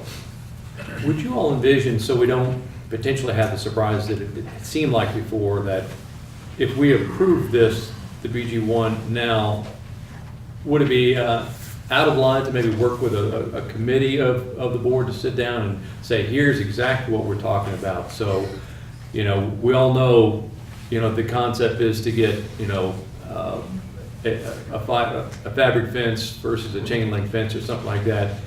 And I don't know if it would be appropriate to do that, or if it would even be workable. That way, you know, we're not in the dark, and all of a sudden you bring it forward, and here's what you all spend a lot of time designing. I think it's very appropriate. I think that when if you go back, I know Ms. Hicks remembers what we did with the high school proper in terms of the programming and all of the levels that we went. We went for actually months programming before we ever had a site, in order to kind of flesh out exactly what we wanted academically and what those spaces look like. And I think the same thing is true particularly for the field house. Not to take away from baseball, softball, and the importance of exactly what kind of dugout do you want, what's the press box concessions going to hold. But when we talk about the field house, we have been all over the place in earlier renditions of what this might look like in terms of trying to capture on this master plan, on the documents you're looking at, you know, Mr. Heisel, exactly where that fits. And there's been some conversation about, do we need more weight room? Do we need fewer locker rooms? Can we have more of a restrooms that have some changing capability? How many showers do we really need? What kind of coaches' offices? What type of storage? Do we need venues for, you know, both, you know, cross-country, softball, baseball, you know, track? I mean, we do have some locker rooms at the football venue or the stadium that for both the home team and visiting team that also could obviously serve as like for track. And those discussions, there's no reason they couldn't occur on a parallel track. So Yes. if the BG1 was approved to be sent off for KDE, and potentially, this is a scenario, next week, a group could sit down and say, all right, let's start working this out, and perhaps the two would converge. By the time it came back to KDE, we'd have a much better idea of it. So we don't just stack it Right. and lose. We had already time. expressed the desire to Superintendent Christie about the importance of getting together and having those discussions, because we have already a beginnings, if you will, and so we're trying to be good stewards of whatever budget is put together in order to come back and get that input. And so a work session, be able to sit down and say, hey, what are we looking at? And whatever team members want to be a part of that, and I'd be more than happy to sit down and have just a meeting with the board to begin with, or get the AD and coaches involved as a part of that, so firsthand there can be input from all interested parties. And there has been, even to get to this point, there's been that programming with every coach, all the coaches of all these venues. There's been that to get to where they are right now, but there's no reason why it couldn't go further. Yeah. It goes so far back, as I mentioned, Mr. Heisel, when we programmed for the high school proper, we talked about the need for a field house out closer to the venues versus trying to somehow incorporate into the high school proper all the locker rooms and facilities that would be, you know, associated with, like I say, a more traditional field house that is remote and located closer to the actual athletic venues. Is a batting cage included in this, or would that be a supplement? Batting cage would be like we had $150,000 under equipment furnishings just to kind of flesh out the total $9 million project cost. So within the idea of inside the field house proper, which it contained a large multi-purpose area. Okay, it was like a roughly 90 by 100, 100 by 100, about 10,000 square feet of area. In fact, the idea was to almost be able to set up a diamond, a baseball diamond, so you could do drills even in colder weather or the rain. But it could be, you could set up batting cages and stuff in that environment. Do they currently have a brick dust infield? So At when the, that's what the softball is on the field. I think most fields do. So it's not, it wouldn't be any different in terms of maintenance? No, that's what we do. Now, they, at the, it's not a brick dust, it's the baseball field. We do not have brick dust. At the baseball. Baseball field's dirt. Would that be do you all have a preference? Prefer to have a natural turf outfield with a turf infield. Artificial turf. Artificial turf infield, and what that would do is save several thousands of dollars a year in maintenance, because we have to buy something called Diamond Dry, to $6,000 a The year. softball field started out with brick, Yeah. and it's over the time, it's been a drag so many times that it's. And then we can actually sell, because I'm the one that knows the baseball field generally, we can actually liquidate the lawn care equipment that we have, or donate it to another organization that you all, need to use it for. Does make it more attractive also to regional tournaments and things that are susceptible to being rained out and those type of things. And so that is the kind of conversations and why it's hard to set down and put a number together that we haven't actually increased as a result of both from a program perspective, an inflation perspective, the quality of the venue, in terms of what we need to do is have those detailed discussions. I mean, there's the opportunity to look at alternates, for some of these ideas or some of these options. They impact everything from subsurface drainage requirements that we would put together that change based on natural turf versus artificial turf. Okay. Then, I guess the second component is the field house, but before we move to that, any more questions on the baseball and softball fields? Okay. Well, let's talk about the field house, because the facility plan had that estimated also at 2.8 million, which perhaps is in a base cost of 2.5, and doing a little quick math, 7.5 minus 2.8 means that's going to be 4.7 million now. So tell us what's happened. Well, one of the things is the increase, I think, in the actual overall area of the field house, and, in terms of what originally was considered to be maybe a large multi-purpose area kind of a thing, versus now moving forward, we're at 16,000 square feet and growing. Because of we had conversations with, like Mr. Christie said, the committee that talked about, we started with a multi-purpose area. We were trying to get the weight room into the football stadium venue, if you will. And then we wanted to have locker rooms and restrooms and concessions and everything inside that facility, storage for some of the equipment as far as garages and stuff. So we located all that there and moved, the weight room over to this future field house. And then we started talking about also the idea of locker rooms and whether we would have multiple locker rooms or have a single pair of locker rooms to be shared by whatever sports that were seasonal or whatever that looked like, in terms of just having a visitor and home locker venue that would be available for whether it was softball, baseball, cross country, track, whatever that looked like as the need. And that's where I think having another work session and trying to flesh out exactly what kind of facility needs there are from a program standpoint to tie down coaches' offices, storage. If I understand you correctly, you're saying the vision on the field house at 2.5, 2.8 million has grown. Has grown. Right. Okay. And I guess in rough terms,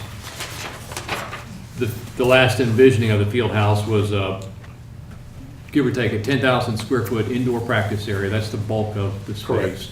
And then 2 3,000 square foot buildings on either side. One that has the weight room and storage, and the other has restrooms, training room, and flex. Correct. That was the last vision I think shared with in fact, in the last rendition, we made nothing but weight room on that right-hand side. That's what I got here. Okay.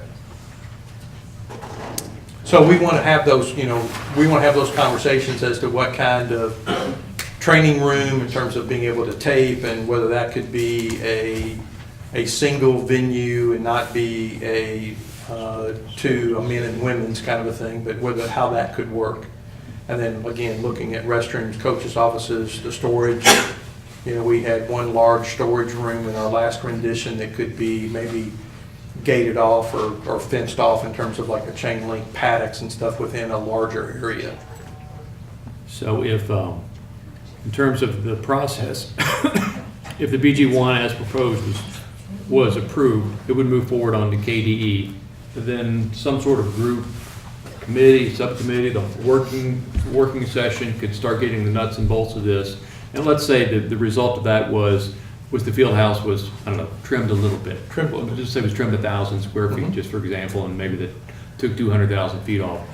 That doesn't upset the BG1 process. If we come back and say, no, we're going to do something a little bit different on this, it does not upset the apple cart on the BG1. That document will be revisited We throughout the had process. 10 different BG1s on the high school time we were through. I mean, it gets, The process I would like to suggest is that one of the first things we do is have this work session with the different, interested parties to create a program. Before we start doing any more actual drawing of the field house, I'd like to get a narrative together that says these are the locker rooms we feel are needed. This is the size weight room we feel is needed. We need 1 training room, 2 training rooms. Whether we want public restrooms to be associated with the baseball, softball individually, or whether we could have a corner of the field house have a public restroom venue, where people could come in, use the same restrooms that maybe are being used by the athletes that are in the room, going through another set of doors or down a common hall and having a set of restrooms that would be available that might be different from the actual locker rooms.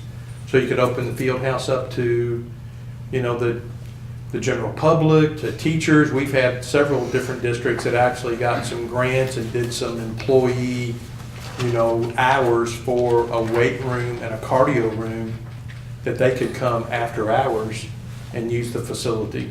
Okay, it's just a benefit of being a teacher within Clark County Schools. Have you, I'm sorry. No. Have you all worked with any other school systems on a I think probably a better term for this is indoor practice facility? Yes. I think Highlands has one, and McCracken County has one. Warren. Warren has one. Simon Kenton has one. Have you all worked, have you all built any for who? Yeah, we've done some, with Gallatin County, we ended up doing that's one of the ones that actually has an employee base. They have both a cardio and weight and football locker rooms associated with that one, and restrooms. Is that an indoor practice facility? No, I don't think that they had the indoor, not the size that we're talking about here as far as this venue, and then, I'm trying to remember whether one of my other partners had worked on. I can get you some information on one of the other venues.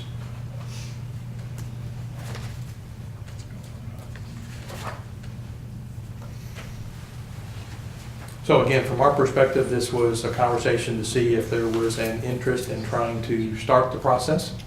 You cannot really, we have already done what I would say a large degree of work for something that doesn't yet have a budget or a BG1 in terms of trying to move this forward. That is the Department of Education's sort of requirement to have this before you actually can move forward with confidence in terms of like what Mr. Nance said in conversation with Greg Dunbar, as a preview of what was coming, to make sure they would be in support of like the $3 million in terms of the bonds. So to have that approved, to be able to then get with your committee, get with yourselves, and start moving forward over putting together a program. And then from that program, we would finalize the schematic design. And so you would see both the program, I think, would ask for approval so there's no surprises. And we move forward with a schematic design that matches your program. And then from that program, schematic, we would move to design development. There would be a lot more of the details, that show exactly what we're talking about with the infield, whether the infield is artificial turf as a base bid or artificial turf as an alternate, whether we've got brick dust for soccer or for softball, or whether we move forward with, just dirt. Equipment too, that could be a. Right. And talking about what kind of equipment and whether the equipment is something that needs to be a part of the project or whether it's equipment just on the line item here that would come in that would, the district themselves would purchase through state contract or separate bids. Contingencies. Right, and or contingencies. So we shouldn't be shocked that the 3 items here in the earlier opinion of probable cost a year ago, or less than a year ago, has more than doubled. I don't think it's in terms of like, Okay, the field house, the baseball field, and the softball field, that's what we're looking at now. Right. Right? Okay, from the June, whatever, 20. June 2017, those items total $4,433,866. Okay. And now we're looking at $9 million. Yeah, I was going back to the DFP that actually had 5.6 for those 3 venues. It was 2.8 for baseball, softball back in on the DFP. Oh. And the district facility plan. plan. Excuse me. Yeah, the So that district- was 2016. Okay, And so that- what, wouldn't the 2017 That be? was 5.6 and now we're at 9. If you want to say they're both were supposed to try to be a project cost versus construction cost, which is always a difficult, Okay, transition. so the 4.4 is construction costs, and doesn't include But X plus, plus, and plus. apples and apples, we've gone from 5.6 to $9 million, which is a 60% increase. Right. And the largest reason for that is the field house. Yes. But the field house is obviously has changed from just last July, because the field house last July was $2 million, and now it's $4.7 million. Right. That's the big driver here. That's the big driver. But that's all open to That's all discussion. You know, open you sit for- down and say, right. this is what their estimates are, we've sent this off to KDE, they're working on it, now let's sit down and see what you want. Right. And it could be the, group of people all get together and say, golly gee willikers, here's what we want, or we want to do this in phases or something. I have no idea. I wouldn't want to presume what the group would want to do. But the field house is the big driving change. It is, and there's a lot of decision made. We've had field house where in Carroll County, we helped them renovate a facility for an indoor, practice venue that we just left a concrete floor. They actually ended up negotiating with the Bengals, ended up getting their leftover artificial turf that they were replacing and put that artificial turf in their, indoor practice facility just by managing to get that, outdated from the Bengals' perspective, but not so much in terms of what they were needing in Carroll County. UK's probably throwing something away. Can we get in line for one of theirs? I have no reason not to ask. So, on the funding, okay, KDE knows that they're all about us using the $3 million for bonding. Are they aware of how much cash we're going to be using? Yes. So they know the 6 million, they're aware that this 9 million request. BG1 I'm sure is they are. coming. The tendency with KDE has been if you're spending cash, you do what you want, so. So they are fully expecting a $9 million. I don't see them Okay. standing in our Assuming way. that the board wants to. Okay. Thank you. So I have a question for Ms. Ellis. Are you comfortable with this? Yes. Okay. Because this would knock the contingency down from, 13 million to about 7. No, it would be, yes, and that's about 11%. I'm Okay. comfortable. That's good for you in terms of 10% cash flow. We're not going to have any problems next October, November. We do expect more in that contingency based on your third quarter Yes. report that will probably be, if we didn't take anything out, we'd probably be way past 15 million in there right now. Yeah, looking at third quarter, I think my original 15 million will go up for the 10 million. Further questions? Ms. Ritchie? You can write them in the whole reading.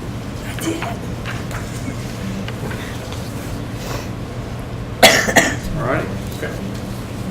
Thank you. Would anyone like to make a motion on this item?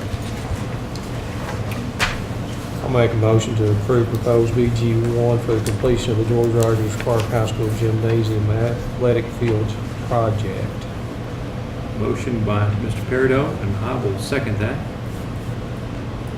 I'd add pending KDE approval. I don't think it's Okay, gonna I'm be a sorry, problem. pending KDE approval, you're correct.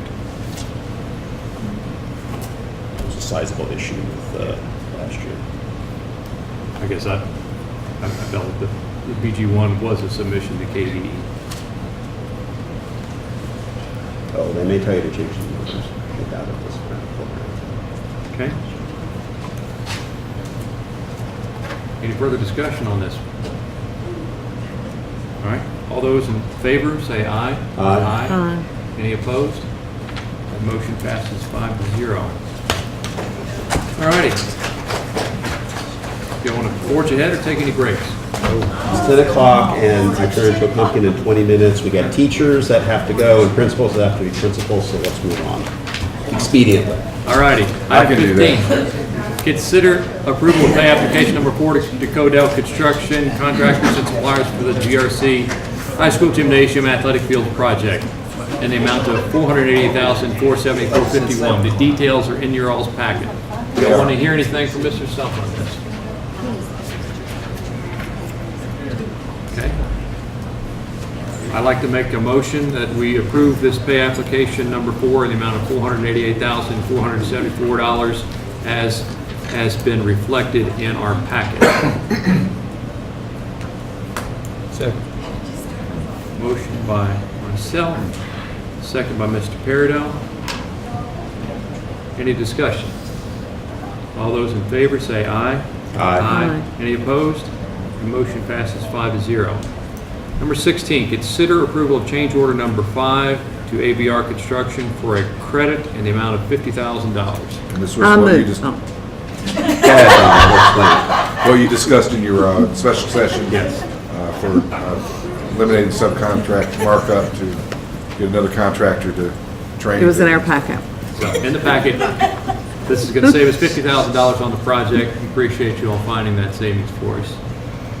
I move that we approve change order number 5-2 to ABR Construction for a contractual credit for the GRC High School Gymnasium Athletic Fields project for a credit of $50,000. Is there a second? Second. Second by Ms. Ritchie down there. I couldn't hear it. She gave a wave. I think that was a wave.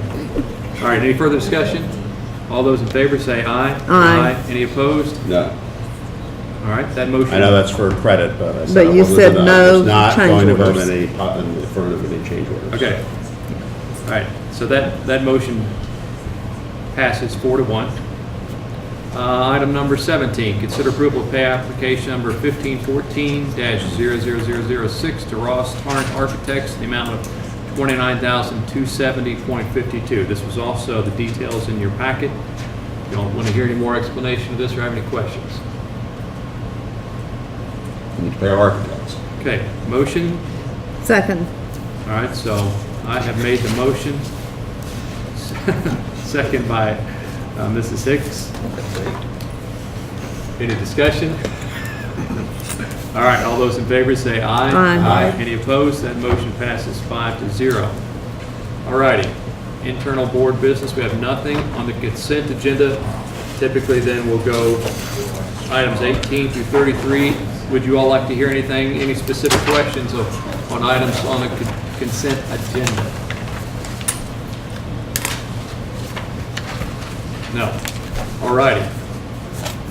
Then I will make a motion for items 18 through 33 and read them as is board policy. Number 18, consider approval of George Rogers Clark High School bass fishing team trip to Kentucky Lake to participate in the tournament May 9th through 12th, 2018.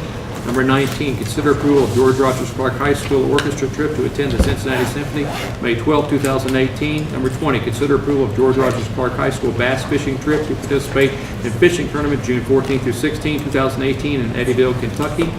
Number 21, consider approval of George Rogers Clark High School bass fishing trip to participate in fishing tournament July 13th through 14th in Green River.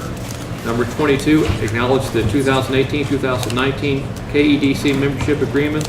Number 23, acknowledge payroll calendar for 2018-2019 school year. Number 24, acknowledge SBDN minutes. Number 25, acknowledge community eligibility program. Number 26, approval of employee leaves of absence. Number 27, acknowledge the notice of personnel action report. Number 28, acknowledge the Clark County Clerk's motor vehicle tax report. Number 29, acknowledge the Clark County Sheriff's report. Number 30, acknowledge the monthly financial report. Number 31, acknowledge the general fund budget summary report. Number 32, acknowledge the contingency budget report. Number 33, acknowledge the balance sheet report. I move that we approve or acknowledge items 18 through 33 as presented. Second. Motion by Mrs. Six, second by Dr. Kudak. All those, any discussion? No. All those in favor say aye. Aye. Any opposed? That motion passes 5-0. Item number 34, authorize payment of salaries and accounts payable. I move we pay salaries and accounts payable. Motion by Mrs. Hicks. Second. Second by Mr. Peridot. All those in favor say aye. Aye. Any opposed? Motion passes 5-0. And I'm missing this page, but I have a funny feeling adjournment is probably next. I see a motion to adjourn down there at the end by Mrs. Ritchie. Is there a second on the motion to adjourn? Second. Second by Mrs. Six. Any discussion? All those in favor say aye. Aye. Any opposed? Nay. The motion to adjourn passes 5-0. And we are adjourned at what time?